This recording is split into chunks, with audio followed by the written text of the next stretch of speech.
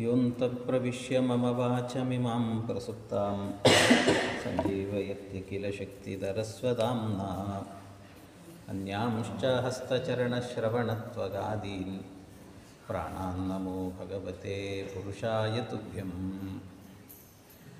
ಭವದವೋಷ್ಣೇನ ತಾತಪ್ಯಮಾನಾನ್ ಭುವಿ ಪರಂ ನಾಥಮಪ್ರೇಕ್ಷಮಾಣಾನ್ ಭುವನಮಾನ್ಯೇನ ಚ ಅನ್ಯೇನ ದೋಷ್ಣಾ ಭವತು ಭೀರ್ಮಾ ಇತಿ ನಃ ಸಾಂತ್ವಯಂತಂ ಪ್ರಣತವಾನ್ ಪ್ರಾಣಿನಾಂ ಪ್ರಾಣಭೂತಂ ಪ್ರಣತಿಭಿಃ ಪ್ರೀಣಯೇ ಪೂರ್ಣಬೋಧಂ ತಪೋ ವಿದ್ಯಾ ವಿರಕ್ತ್ಯಾದಿ ಸದ್ಗುಣೌಘಾಕರಾನಹಂ ವಾದಿರಾಜಗುರೂನ್ ವಂದೇ ಹಯಗ್ರೀವಪದಾಶ್ರಯಾನ್ ಮೂಕೋಪಿ ಯತ್ಪ್ರಸಾದೇನ ಮುಕುಂದಶಯನಾಯತೆ ರಾಜರಾಜಾಯತೆ ರಿಕ್ತೋ ರಾಘವೇಂದ್ರಂ ತಮಾಶ್ರಯೇ ಅನವದ್ಯಾತ್ಮಚಾರಿತ್ರಂ ವಾದಿಕದ್ಯೋತಭಾಸ್ಕರಂ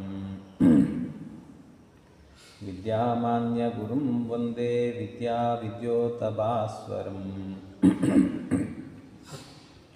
ತಪಸ್ವಾಧ್ಯಾಯ ಶುಶ್ರೂಷಾ ಕೃಷ್ಣಪೂಜಾರತಂ ಮುನಿಂ ವಿಶ್ವೇಶಮಿಷ್ಟದಂ ವಂದೇ ಪರಿವ್ರಾಟ್ ಚಕ್ರವರ್ತಿನಂ ಬ್ರಹ್ಮರುದ್ರಾದಿವಂದ್ಯಂ ತ್ವಾಂ ಭಜೆ ವೆಂಕಟನಾಯಕಂ ನಿವಾರಯಸ್ವಾನಿಷ್ಟಾನಿ ಸಾಧಯೇಷ್ಟಾನಿ ಮಾಧವ. ಶ್ರೀ ಗುರುಭ್ಯೋ ನಮಃ. ಹರಿ ಓಂ ಹರಿ ಓಂ ಹರಿ ಓಂ.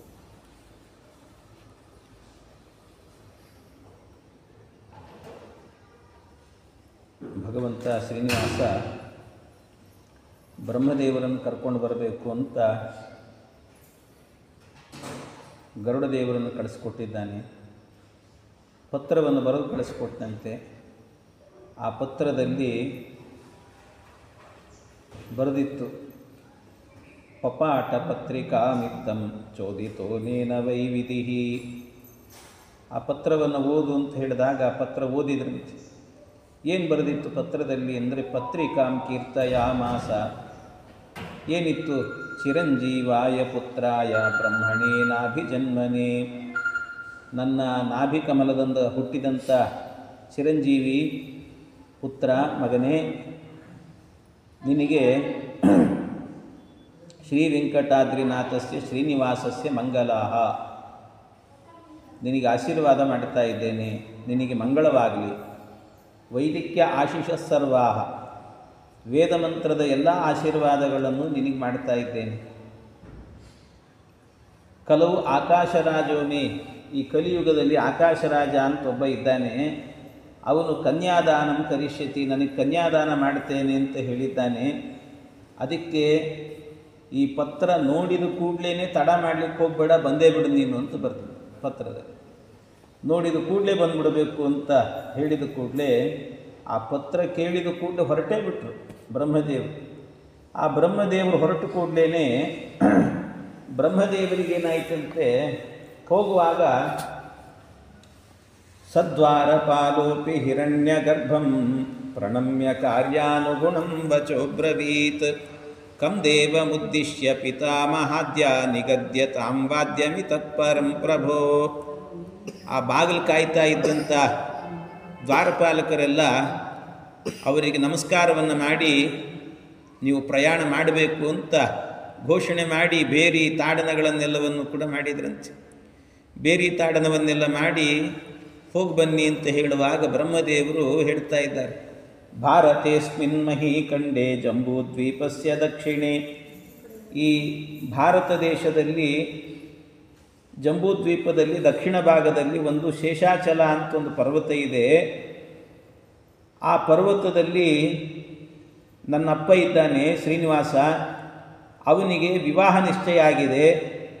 ಆದ್ದರಿಂದ ಎಲ್ಲ ದಿಕ್ಪಾಲಕರು ಎಲ್ಲರೂ ಬನ್ನಿ, ವಿವಾಹಾರ್ಥಂ ಪ್ರಯಾಣಸ್ಯ ಸನ್ನಾಹಂ ಕರ್ತುಮುತ್ಸುಕಃ, ನಾನು ಹೊರಡಬೇಕು ಅಂತ ಸಿದ್ಧನಾಗಿದ್ದೇನೆ ಅಂತ ಹೇಳಿದಾಗ ಎಲ್ಲರೂ ಕೂಡ ಬಂದ್ರಂತೆ. ಭವಂತೋ ರಸಿಕಾ ಸರ್ವೇ ಕಲ್ಯಾಣಾರ್ಥಂ ಕಲವು ಯುಗೆ. ಎಲ್ಲ ಮದುವೆ ಅಂತಂದ್ರೇ ಅದು ಒಳ್ಳೆ ರಸವತ್ತಾಗಿ ನಡೀಬೇಕು, ಹಾಗೆ ನಡೆಸೋರು ನೀವೆಲ್ಲ ಬನ್ನಿ ಅಂತ ನಮ್ಮಪ್ಪಂದು ಕಲ್ಯಾಣ ಶ್ರೀನಿವಾಸಸ್ಯ ಪಿತುಃ ಮೇ, ನನ್ನ ಅಪ್ಪನ ಕಲ್ಯಾಣಕ್ಕೆ ಹೋಗೋಣ ಅಂತ ಕರೆದು ಕೂಡಲೇ ಎಲ್ಲರೂ ಬರ್ತಾ ಇದ್ದಾರೆ. ಆಗೆಲ್ಲ ಸೇನಾಪತಿ ಅವರಿವರೆಲ್ಲ ಬಂದು ಬ್ರಹ್ಮದೇವರ ಹತ್ರ ಕೇಳ್ತಾ ಇದ್ದಾರಂತೆ. ವಾರ್ಷಿಕಂ ದೇಹಿನೋ ಬ್ರಹ್ಮನ್ ಆಗಚ್ಚಾಮಸ್ತ್ವಯಾ ಸಹ. ಅವರೆಲ್ಲ ಹೇಳಿದ್ರಂತೆ, ಸ್ವಾಮಿ ನಮಗೆ ಒಂದು ವರ್ಷದ ಬೋನಸ್ ಕೊಡಬೇಕು ನೀವು ಸಂಬಳ ಅಂತಂದ್ರಂತೆ. ಯಾಕೆ ಅಂದರೆ ನಿಮ್ಮ ಅಪ್ಪನ ಮದುವೆಗೆ ನಾವೆಲ್ಲ ಬರ್ತಾ ಇದ್ದೀವಲ್ಲ, ಮತ್ತು ನಾವು ಡ್ರೆಸ್ ಗಿಸ್ ಮಾಡ್ಕೋಬೇಕಲ್ವ, ಅದಕ್ಕೋಸ್ಕರವಾಗಿ ಒಂದು ವರ್ಷದ ಬೋನಸ್ ಕೊಡಿ ನಮಗೆ ಅಂತ ಎಲ್ಲರೂ ಹೇಳಿದರು. ಅದಕ್ಕೆ ಆಯಿತು ಅಂತ ಆ ಬ್ರಹ್ಮದೇವರು ಅವರಿಗೆಲ್ಲ ಬೋನಸ್ಸು ಕೊಟ್ರಂತೆ. ಆ ವಾಹನಾನಿ ವಿಚಿತ್ರಾಣಿ ರಥಾಂಶ ವಿವಿಧಾನಿ ಚ, ವಿಚಿತ್ರವಾದಂಥ ವಾಹನಗಳನ್ನೆಲ್ಲ ಮಾಡಿಕೊಂಡು ಎಲ್ಲರೂ ಕೂಡ ಹೊರಟ್ರಂತೆ. ಹಂಸವಾಹನ ಇವರದ್ದು. ಆ ಹಂಸವಾಹನದಲ್ಲಿ ಆರುಹ್ಯ ಸರ್ವೇ ಬ್ರಹ್ಮಾಣಂ ಅನುಜಗ್ಮುಸ್ಸ ಸಂಭ್ರಮಾಹ. ಅವರೆಲ್ಲರೂ ಕೂಡ ಬ್ರಹ್ಮದೇವರನ್ನು ಅನುಸರಿಸಿಕೊಂಡು ಹೊರಟರು.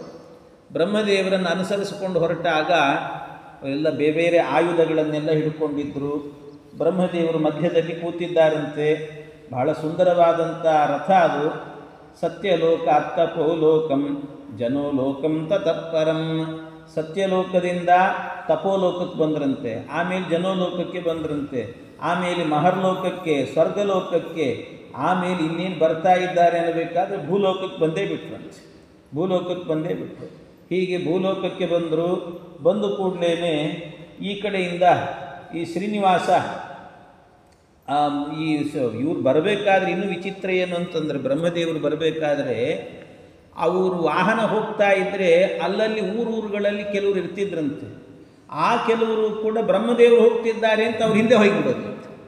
ಯಾಕೆ ಅಂತ ಕೇಳಿದರೆ ಅದಕ್ಕೆ ಇಲ್ಲ ಶ್ರೀನಿವಾಸನ ಮದುವೆ ಅಂತೇ ಹೋಗ್ತಿದ್ದೇವೆ ಅಂತ ಯಾರೋ ಹೇಳಿದ್ರಂತೆ. ಅಲ್ಲ, ಶ್ರೀನಿವಾಸನ ಮದುವೆಗೆ ಬ್ರಹ್ಮದೇವರಿಗೆ ಆಹ್ವಾನ ಇರೋದು, ನಿಮಗೆಲ್ಲ ಇಲ್ಲ, ನೀವ್ಯಾಕೆ ಬರ್ತೀರಿ ಅಂತ ಕೇಳಿದರೆ ಅವರೆಲ್ಲ ಹೇಳಿದ್ರಂತೆ, ಅಯ್ಯೋ ಅದಕ್ಕೆಲ್ಲ ಆಹ್ವಾನ ಬೇಕಾ ಶ್ರೀನಿವಾಸನ ಮದುವೆಗೆ ಎಲ್ಲಿಯಾದರೂ ಕೂಡ? ಆ ಭಗವಂತನ ಮದುವೆ ನೋಡೋದೇ ಒಂದು ಭಾಗ್ಯ, ಹೊರಡೋಣ ಬನ್ನಿ ಅಂತ ಗಚ್ಚಾಮೋದ್ಯ ವಿವಾಹಾರ್ಥಂ ಶ್ರೀನಿವಾಸಸ್ಯ ಭೂತಲಂ ತೇನೈವ ಕಾರಿತಾ ಸರ್ವೇ ಸತ್ಯಲೋಕಾನ್ ಮಹೀಸುರಾಃ. ಎಲ್ಲ ಹೊರಡೋಣ ಅಂತ ಹೊರಟ್ರಂತೆ. ಹೀಗೆ ಹೊರಟಾಗ ಆಗ ಈ ಕಡೆಯಿಂದ ಶ್ರೀನಿವಾಸ ಸ್ವಲ್ಪ ಪೇಚಾಟ. ಕೆಲವರೇನು ಅಂತಂದರೆ ಫೋನ್ ಮಾಡ್ತಿರ್ತಾರೆ, ಎಲ್ಲಿದ್ದೀರಿ ಆಚಾರ್ಯ ಇಲ್ಲೇ ಬಂದೆ ಅಂತಿರ್ತಾರೆ, ಬೇಗ ಬರೋದಿಲ್ಲ. ಇಲ್ಲಿದ್ದವ್ರಿಗೆ ತಡಿಲಿಕ್ಕಾಗಲ್ಲ, ಹಚ್ಚಿದ್ದು ಫೋನ್ ಮ್ಯಾಲಿನ ಮೇಲೆ ಹಚ್ತಿರ್ತಾರೆ. ಹಂಗೆ ಇಲ್ಲಿ ಶ್ರೀನಿವಾಸನಿಗೂ ಕೂಡ ಯಾಕೆ ಇಷ್ಟೊತ್ತಾಯ್ತು ಬರಲಿಲ್ಲಲ್ಲ ನಮ್ಮ ಬ್ರಹ್ಮ ನಮ್ಮ ಮಗ ಅಂತ ಹೇಳ್ಬಿಟ್ಟು ಅವನಿಗೆ ಅದನ್ನು ಕಿನ್ನಾಗ ತೋಂಬಕರಾಟ ಪುತ್ರಾರ್ಥಂ ಪ್ರೇಷಿತೋಮಯ.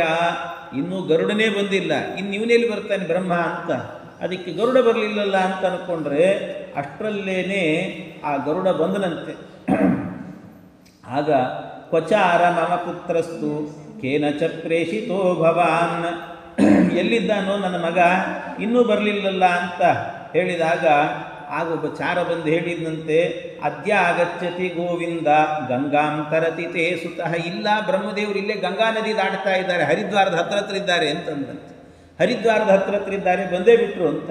ಆ ಇನ್ನೊಬ್ಬ ಬಂದು ಹೇಳಿದೆ, ಎಲ್ಲಿದೆಯೋ ಮರೆ, ಹರಿದ್ವಾರ ಅಲ್ಲ, ಈಗಾಗಲೇ ಗೋದಾವರಿ ನದಿ ದಾಟಿಬಿಟ್ಟಿದ್ದಾರೆ ಅವರು ಅಂತಂದಂತೆ. ನಾಸಿಕ್ ಇದೆ ಅಲ್ವ, ನಾಸಿಕ್ಕನ್ನು ದಾಟ್ಕೊಂಡು ಬರ್ತಾ ಇದ್ದಾರೆ ಅವರು ಅಂತ ಅವ್ರು ಹೇಳಿದ್ರಂತೆ.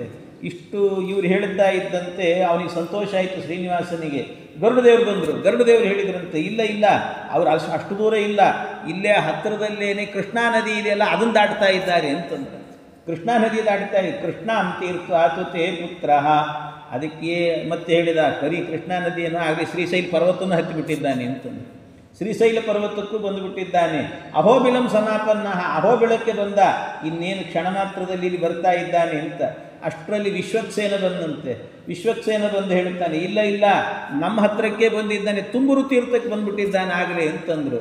ತೌಂಬೂರಂ ತೀರ್ಥಮಾಸಾದ್ಯ ಹರೇಶ್ ತತ್ರಾವಗಾಹತೆ. ಬರುವಾಗ ಅಲ್ಲಿ ಸ್ನಾನ ಮಾಡಿ ಬರಬೇಕು ಅಂತ ಸ್ವಲ್ಪ ಅಲ್ಲಿ ಲೇಟ್ ಆಗಿದೆ ಅಷ್ಟೇ ಅಂತ ಅಲ್ಲಿ ಸ್ನಾನ ಮಾಡ್ತಾ ಇದ್ದಾನೆ ಅಂತಂದರು. ಈ ರೀತಿ ಹೇಳಿದಾಗ ಆಯಿತು ಅಂತ ಭಗವಂತನು ಕೂಡ ಸಂತೋಷ, ಅವ್ರ ಮಗ ಬರ್ತಾ ಇದ್ದಾನೆ ಅಂತ ಬರಲಿ ಅಂತ ಕಾಯ್ತಾ ಕೂತಿದ್ದ. ಕಾಯ್ತಾ ಇರುವಾಗ ವಿಶ್ವಕ್ಸೇನ ಮತ್ತೆ ಹೇಳುತ್ತಾನೆ, ಭಗವಾನ್ ಅರವಿಂದಾಕ್ಷ ತವ ದರ್ಶನ ಲಾಲಸಃ ಗರುಡ ಸ್ಕಂದ ಮಾರುತ್ಯ ಸಮಾಗಚ್ಚತಿ ತೇಂತಿಕಂ. ಭಗವಂತ ಹೇಳಿದ್ದಂತೆ ಅಲ್ಲಿ ಹತ್ತಿರದಲ್ಲಿದ್ದಾನೆ ಅಂದರೆ ನನಗೆ ತಡಿಲಿಕ್ಕೆ ಆಗ್ತಾ ಇಲ್ಲ, ನಾನೇ ಬಂದ್ಬಿಡ್ತೀನಿ ಅಂತ ಹೇಳಿ ಗರುಡನ ಮೇಲೆ ಕೂತ್ಕೊಂಡು ಆ ತುಂಬುರು ತೀರ್ಥದ ತನಕ ಅವನೇ ಬಂದ್ಬಿಟ್ನಂತೆ. ಅವನೇ ಬಂದು ಸರಿ ಅಂತ ಹೋದಾಗ ಅಷ್ಟರಲ್ಲಿ ವಿಶ್ವಕ್ಸೇನ ಹೋಗಿ ಹೇಳಿದ್ದಾನಂತೆ ಬ್ರಹ್ಮದೇವರಿಗೆ, ಇಲ್ಲ ನೋಡ್ರಿ ನಿಮ್ಮನ್ನು ನೋಡ್ಲಿಕ್ಕೆ ಬರ್ತಾ ಇದ್ದಾನೆ, ಸಾಕ್ಷಾತ್ ಭಗವಂತನೇ ಬರ್ತಾ ಇದ್ದಾನೆ ಅಂತ ಇಷ್ಟು ಹೇಳಿದ್ರಂತೆ. ಆಗ ಅಷ್ಟು ಹೇಳಿದ ಕೂಡಲೇ ಎದುರುಗಡೆಯಲ್ಲಿ ಅವರು ಬಂದಾಗ ಓಡಿ ಬರ್ತಾರೆ. ಬಂದು ಬ್ರಹ್ಮದೇವರು ದಂಡವತ್ ಪ್ರಣಿಪತ್ಯಾತ ಚಾಗ್ರೇ ಬದ್ವಾಕರೌ ಸ್ಥಿತಃ ದೀರ್ಘದಂಡ ನಮಸ್ಕಾರ ಮಾಡಿದ್ರಂತೆ. ದೀರ್ಘದಂಡ ನಮಸ್ಕಾರವನ್ನು ಮಾಡಿದರೆ ಶ್ರೀನಿವಾಸ ದೇವರು ಬ್ರಹ್ಮದೇವರನ್ನು ಎಬ್ಬಿಸಿ ಅವರನ್ನು ಉತ್ತಿಷ್ಟ ತಾತ ಭದ್ರಂತೆ ಪಶ್ಯ ಮಾಮಾತುರಂ ಕುಶಂ, ಎಷ್ಟು ದಿವಸ ಆಯ್ತಲ್ಲೋ ಕಂದ ನಿನ್ನನ್ನು ನೋಡಿ ಅಂತ ಶ್ರೀನಿವಾಸ ಅವರನ್ನು ಎಬ್ಬಿಸಿದ್ರಂತೆ. ಎಬ್ಬಿಸಿ ಗಟ್ಟಿಯಾಗಿ ಆಲಿಂಗನೆ ಮಾಡಿದ್ರಂತೆ. ಇಬ್ಬರು ಆಲಿಂಗನೆ ಮಾಡಿಕೊಂಡಿದ್ದಾರೆ. ಅದನ್ನು ನೋಡಲಿಕ್ಕೆ ಒಂದು ಆನಂದ ಅಂತ ಹೇಳ್ತಾರೆ. ನೋಡಲಿಕ್ಕೆ ಒಂದು ಆನಂದ. ಇಷ್ಟೆಲ್ಲ ಮಾಡಿಕೊಂಡು ಅಲ್ಲಿಂದ ಕರ್ಕೊಂಡು ಬಂದನಂತೆ ಪರಮಾತ್ಮ. ನ ಕಶ್ಚಿದ್ರಿಯತೆ ಕ್ವಾಪಿ ತ್ವಾಂಬಿನಾ ಚತುರಾನನ ವದತ್ಯೇವ ಹೃಷಿಕೇಶೇ ನೋವಾಚ ಚತುರಾನನ. ಇವನು ಭಗವಂತ ಹೇಳ್ತಾ ಇದ್ದಾನೆ, ನಿನ್ನನ್ನು ಬಿಟ್ಟು ಯಾರೂ ಬದುಕಲಿಕ್ಕೆ ಸಾಧ್ಯ ಇಲ್ಲವೋ, ನನಗೂ ನಿನ್ನನ್ನು ಬಿಟ್ಟು ಇರಲಿಕ್ಕೆ ಆಗಲ್ಲ ನೋಡು ಅಂತ ಹೇಳಿದ್ರಂತೆ. ಕಣ್ಣಲ್ಲಿ ನೀರೇ ಬಂತಂತೆ ಬ್ರಹ್ಮದೇವರಿಗೆ. ಆ ಕಣ್ಣಲ್ಲಿ ನೀರು ಬಂತು, ಲೈಟ್ ಅದೇನಿಲ್ಲ, ಕಣ್ಣಲ್ಲಿ ನೀರೇ ಬಂತಂತೆ ಬ್ರಹ್ಮದೇವರಿಗೆ. ಅಂತೂ ಅವರೆಲ್ಲ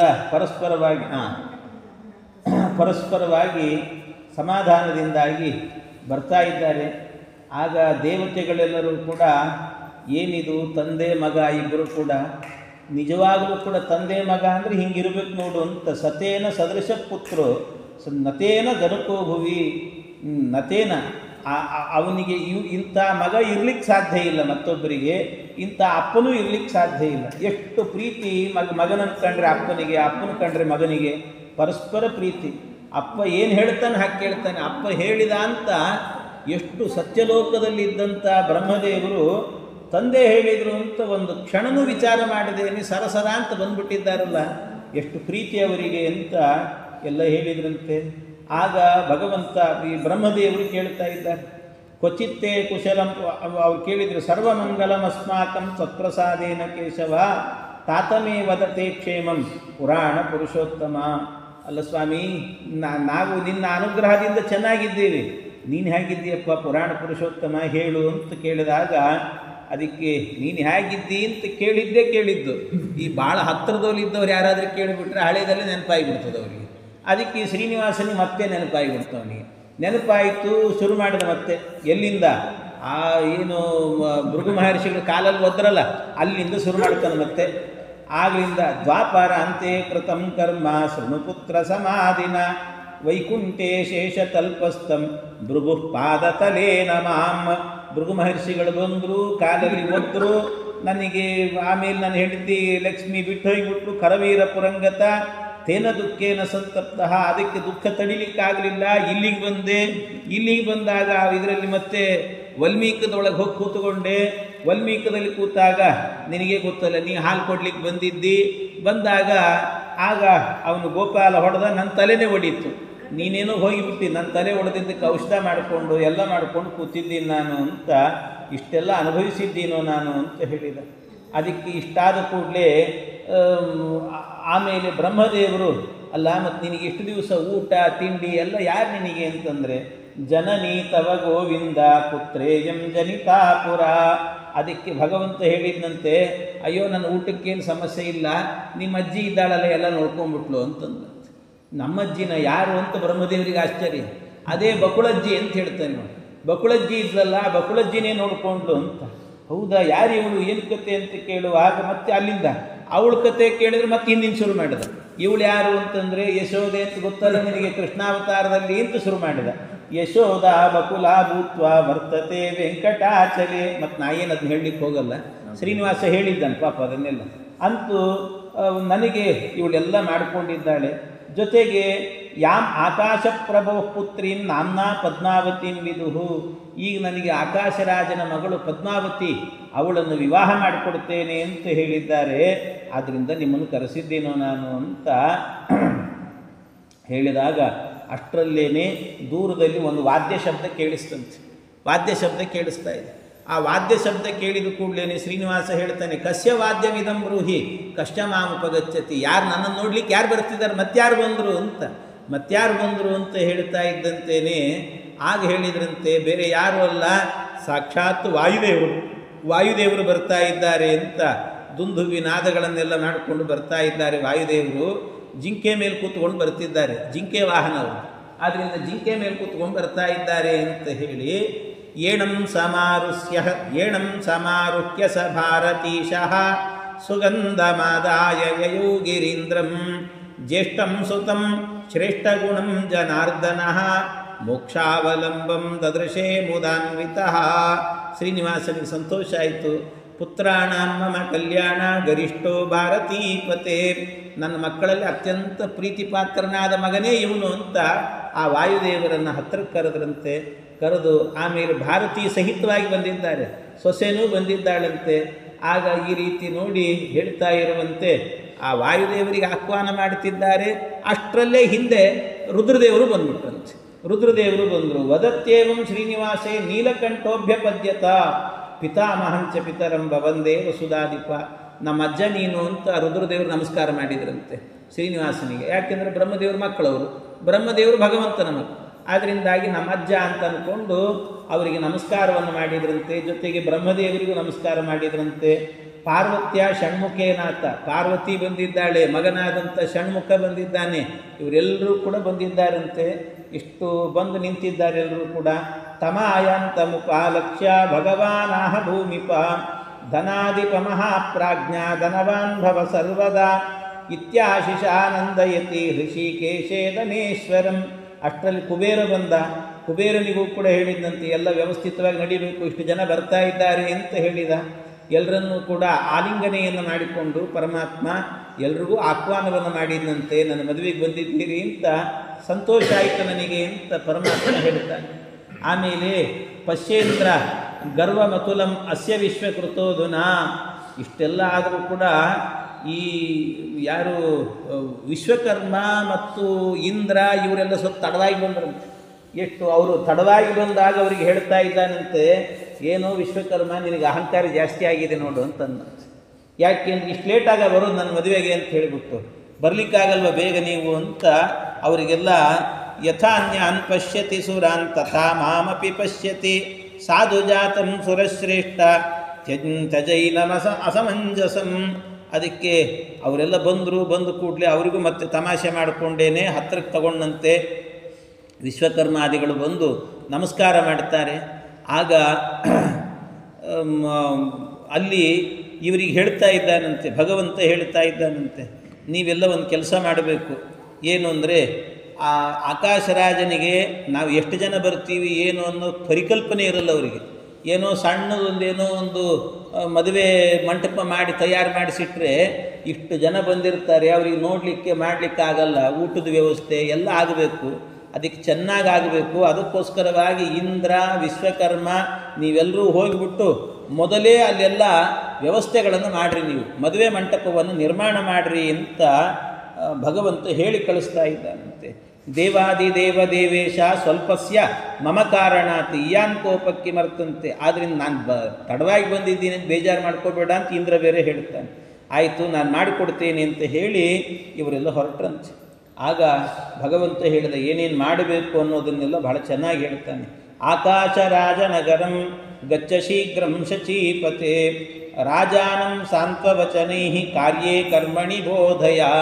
ನನ್ನಂಥವನು ಹುಡುಗ ಬರ್ತಿದ್ದೀನಿ ಎಂದಾಗಲೇ ಆಕಾಶ ರಾಜ ಸ್ವಲ್ಪ ಹೈ ಲೆವೆಲ್ ಹುಡುಗ, ಆದ್ದರಿಂದ ಅವನು ಬಂದ ಅಂತಂದರೆ ನಮ್ಮ ವ್ಯವಸ್ಥೆಯಲ್ಲಿ ಏನು ಲೋಪದೋಷ ಆಗ್ತದೋ ಅಂತ ಹೆದರಿಬಿಟ್ಟಿರ್ತಾನೆ ಮೊದಲೇ.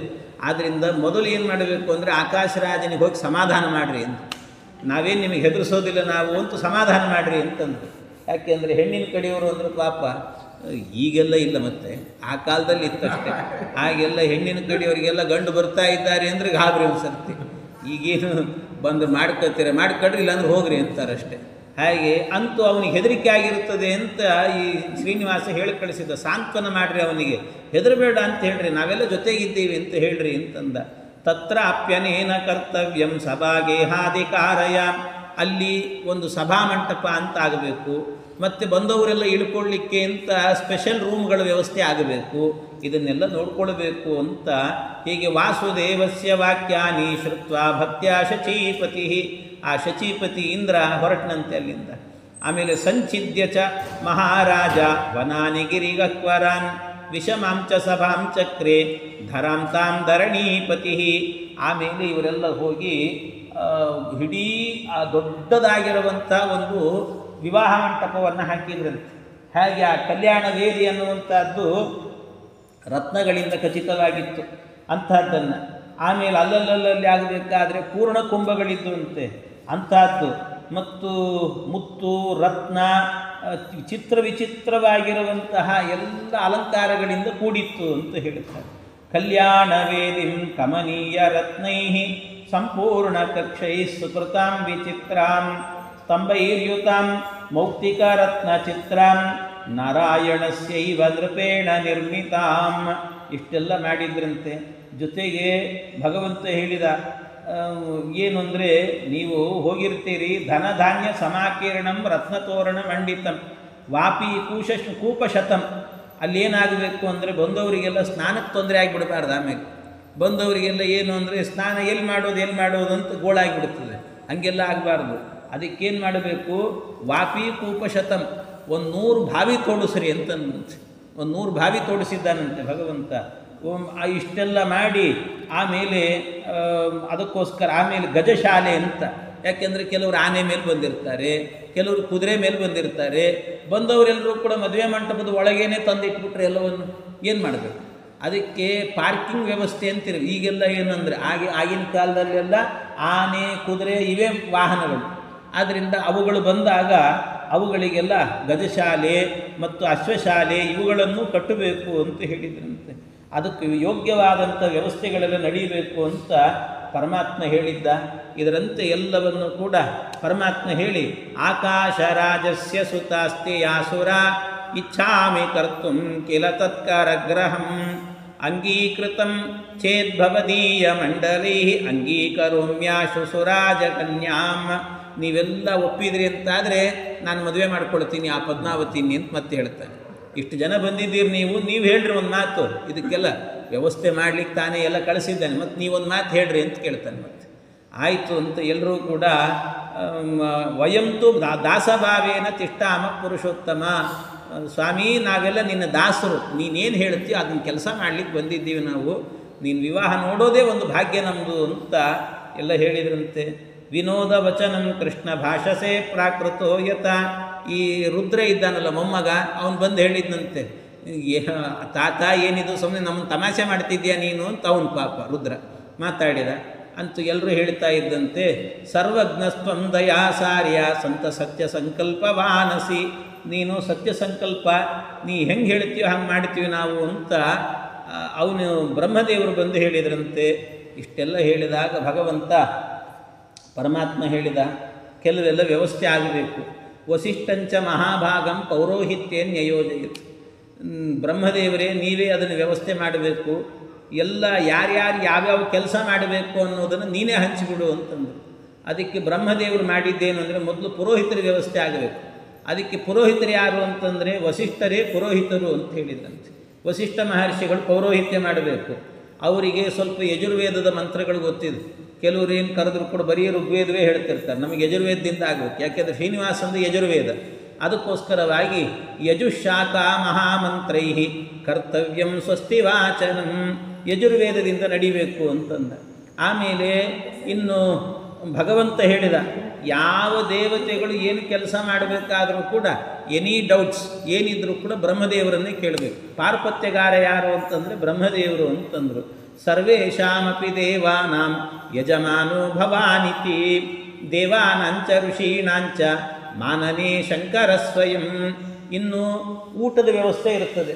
ಊಟದ ವ್ಯವಸ್ಥೆಯಲ್ಲಿ ಅದನ್ನೆಲ್ಲ ನೋಡ್ಕೊಳ್ಳಿಕ್ಕೆ ಯಾರು ನಿಂತಿರಬೇಕು ಅಂತಂದರೆ ರುದ್ರದೇವರು ನಿಲ್ಲಬೇಕಂತ.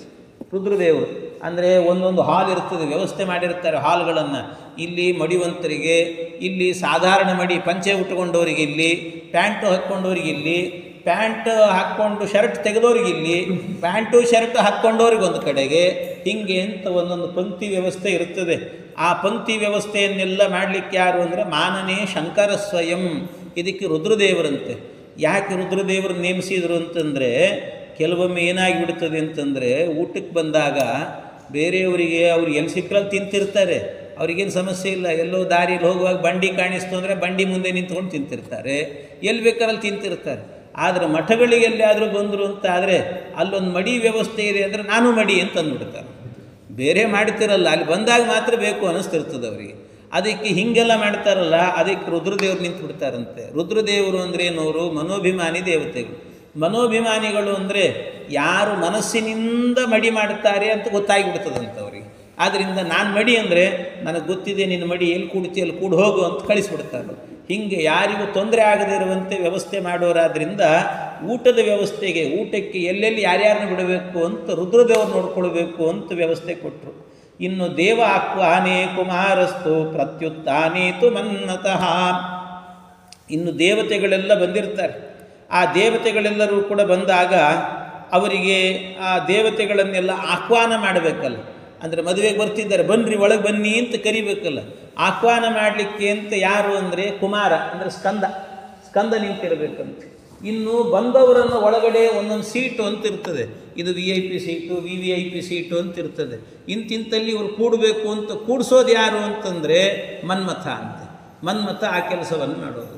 ಈ ಚಂದ್ರ ಇದ್ನಲ್ಲ, ಚಂದ್ರ ಏನು ಮಾಡ್ತಾ ಇದ್ದ ಅಂದರೆ ಬಂದವರಿಗೆಲ್ಲ ಎದುರುಗಡೆಯಲ್ಲಿ ಒಂದು ಪನ್ನೀರ್ ಕೊಟ್ಟಿದ್ರಂತ, ಅದನ್ನ ಹಾಕ್ತಿದ್ದಂತ. ಪನ್ನೀರ್ ಹಾಕೋದಂತೆ.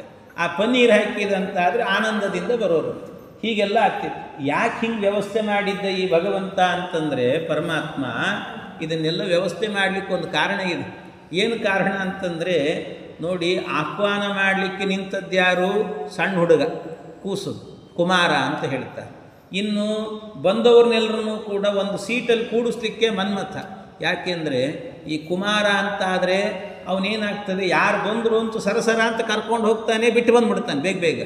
ಬೇರೆಯವರಂತಾದರೆ, ನಮ್ಮಂಥವ್ರಂತ ಆಗಿಬಿಟ್ರೆ ಏನಾಗಿಬಿಡ್ತದೆ, ಅವರು ಕೂತ್ರೆ ಏಳಲಿಕ್ಕೆ ಸಮಸ್ಯೆ ಇರ್ತದೆ. ಒಬ್ಬೊಬ್ಬರು ಕೆಲವೊಮ್ಮೆ ಹೇಗಿರ್ತದೆ ಅಂದರೆ, ಕೆಲವರು ಕೂತ್ಬಿಡ್ತಾರೆ ಪಾಪ. ಊಟಕ್ಕೆ ಕೂಡುವಾಗ ಪೂರ್ವ ದಿಕ್ಕಿಗೆ ಕೂತಿರ್ತಾರೆ, ಏಳಬೇಕಾದ್ರೆ ಅವರು ಪಶ್ಚಿಮ ದಿಕ್ಕಿಗೆ ಹೇಳ್ತಿರ್ತಾರೆ. ಹಂಗಾಗ್ತಿರ್ತದೆ. ಆದ್ದರಿಂದ ಹಂಗಾಗಬಾರ್ದಲ್ಲ, ಅದಕ್ಕೆ ಇವು ಫಾಸ್ಟ್ ಇರಬೇಕು. ಆ ಫಾಸ್ಟಿಗೋಸ್ಕರವಾಗಿ ಇವರನ್ನು ನೇಮಿಸಿದ್ದಂತೆ. ಇನ್ನೊಂದೇನು ಅಂದರೆ, ಶ್ರೀನಿವಾಸ ಇವರನ್ನೇ ಆಯ್ಕೆ ಮಾಡಲಿಕ್ಕೆ ಕಾರಣ ಇನ್ನೊಂದಿದೆ ಅಂತೆ. ಅಂದರೆ ಎದುರಿಗೆ ಬಂದು ಕೂಡಲೇ ಕುಮಾರ ಭಾಳ ಸುಂದರವಾಗಿದ್ದ ಹುಡುಗ, ಆಮೇಲೆ ಚಂದ್ರ, ಅವನು ನೋಡ್ಲಿಕ್ಕೆ ಚಂದ, ಇನ್ನು ಕೂಡಿಸ್ಲಿಕ್ಕೆ ಮಾಡಲಿಕ್ಕೆಲ್ಲ ಮನ್ಮಥ, ಅವನು ಸುಂದರಾಂಗ.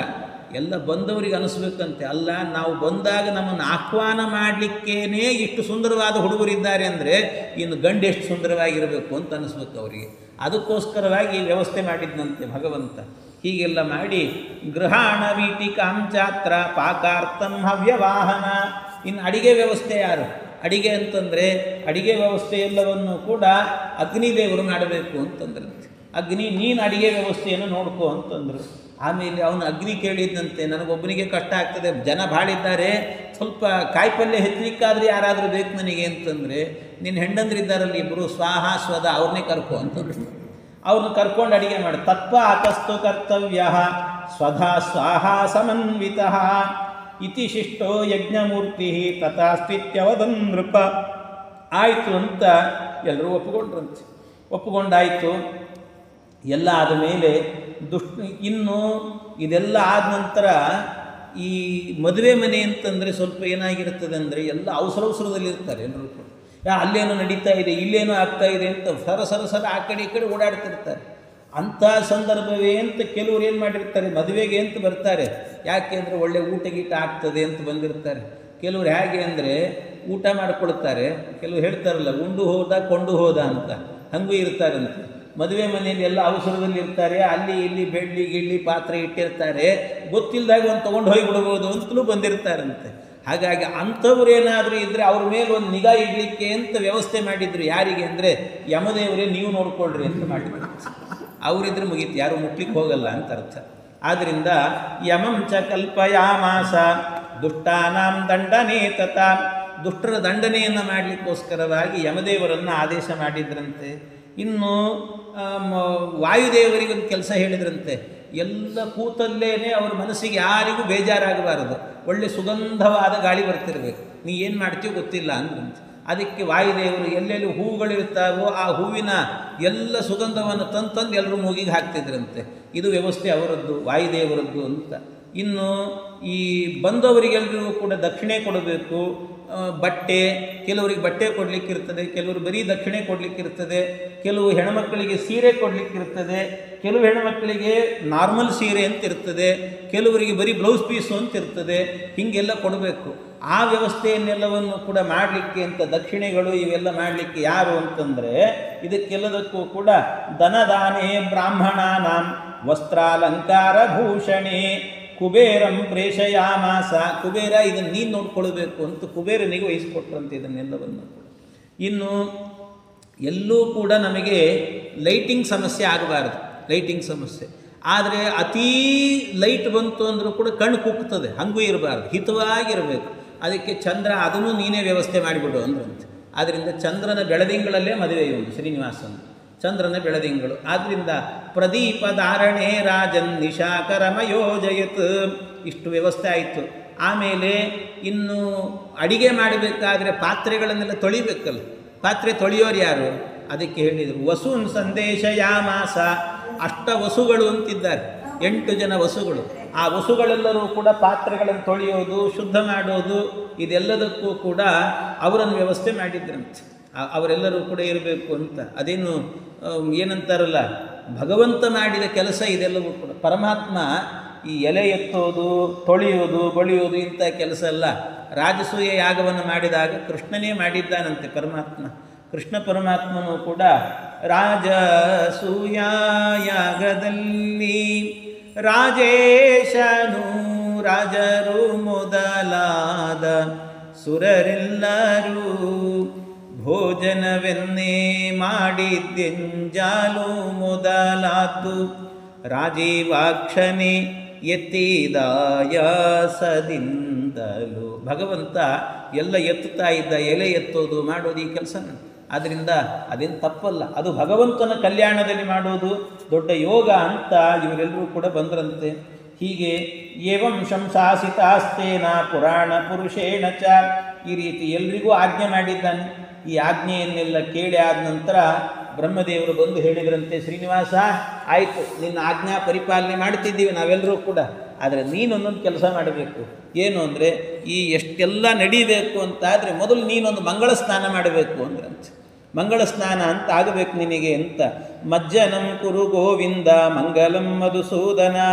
ಅದಕ್ಕೆ ಪುಣ್ಯಾಹವಾಚನ ಮತ್ತು ದೇವತಾ ಪ್ರತಿಷ್ಠಾಪನೆ, ದೇವರ ಸಮಾರಾಧನೆ ಇದೆಲ್ಲ ನಡೀಬೇಕು.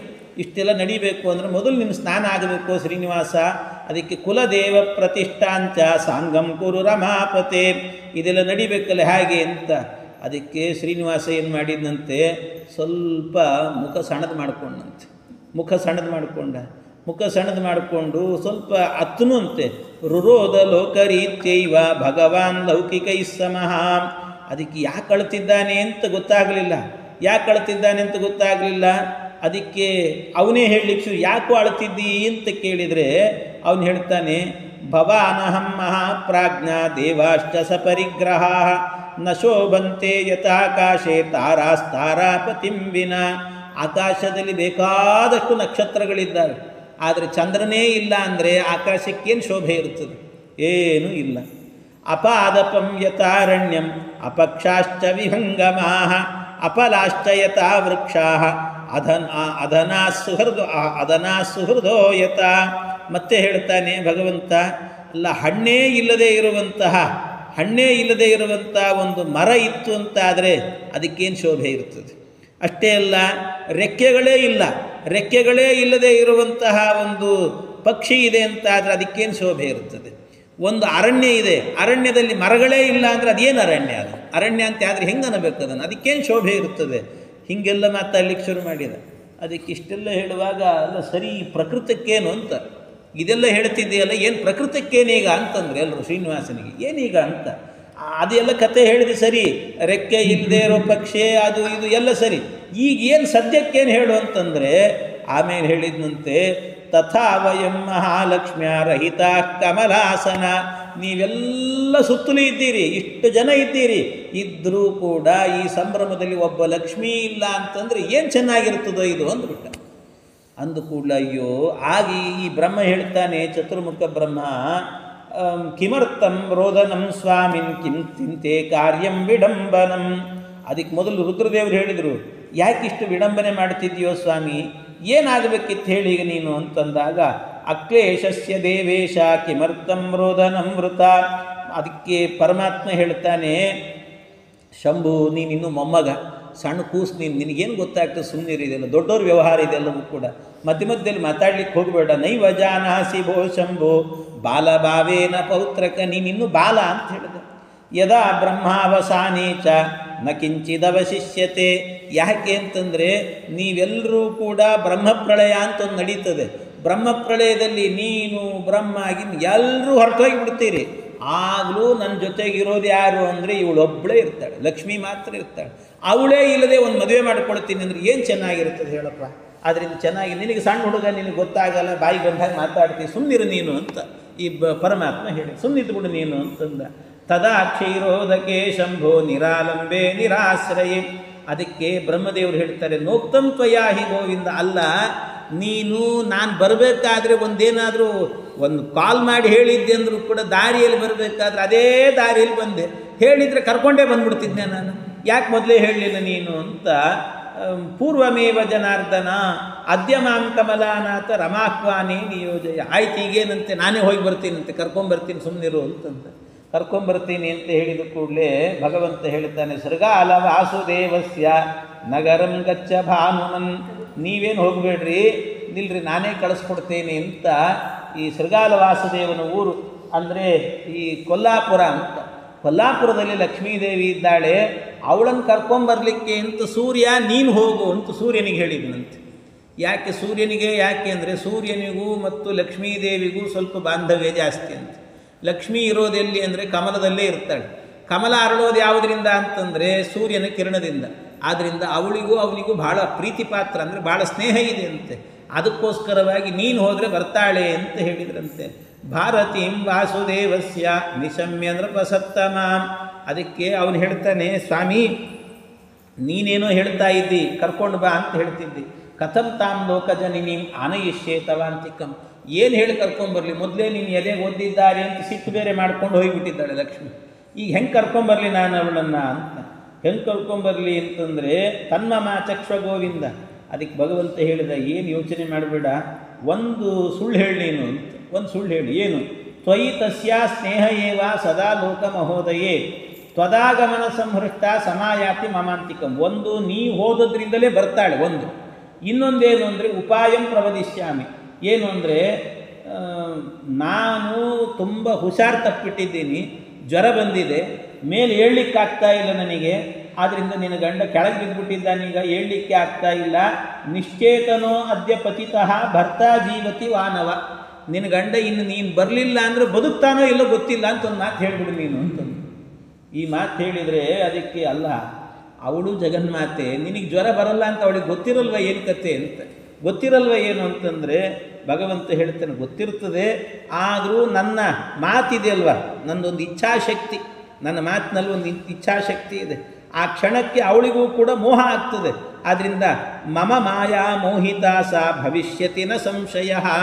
ನನ್ನ ಮಾಯೆಯಿಂದಾಗಿ ನನ್ನ ಮಾತಿಗೆ ಮೋಹಿತಳಾಗಿ ಬರ್ತಾಳವಳು, ಅದರಿಂದ ಹೋಗು, ನೀನು ಕರ್ಕೊಂಡು ಬಾ ಹೋಗು ಅಂತ ಹೇಳಿದಾಗ ಆ ಮಾತನ್ನು ಕೇಳಿ ಕರವೀರಪುರಂ ಗತ್ವಾ ಯಥೋಕ್ತಂ ತತ್ತಥಾ ಕರೋತ್. ಕರವೀರಪುರಕ್ಕೆ ಹೋಗಿ ಇವರು ಭಗವಂತ ಏನು ಹೇಳಿದ್ನೋ ಅದೇ ರೀತಿ ಹೇಳಿ ಕರ್ಕೊಂಡು ಬರ್ತಾ ಇದ್ದಾರೆ. ಆಗ ಅವಳು ಕೂಡ ಆಯಿತು ಅಂತ ಶ್ರೀನಿವಾಸ ಹೀಗಾಗಿದೆಯಾ ಅಂತ ಬಂದೇ ಬಿಟ್ಲಂತೆ. ಆ ಬಂದು ಕೂಡಲೇ ಇವನೇನು ಮಾಡಿದಂತೆ, ಪರಮಾತ್ಮ ಲಕ್ಷ್ಮೀದೇವಿ ಎದುರಿಗೆ ಬರ್ತಿದ್ದಾಳೆ ಅಂತ ಗೊತ್ತಾಯಿತು.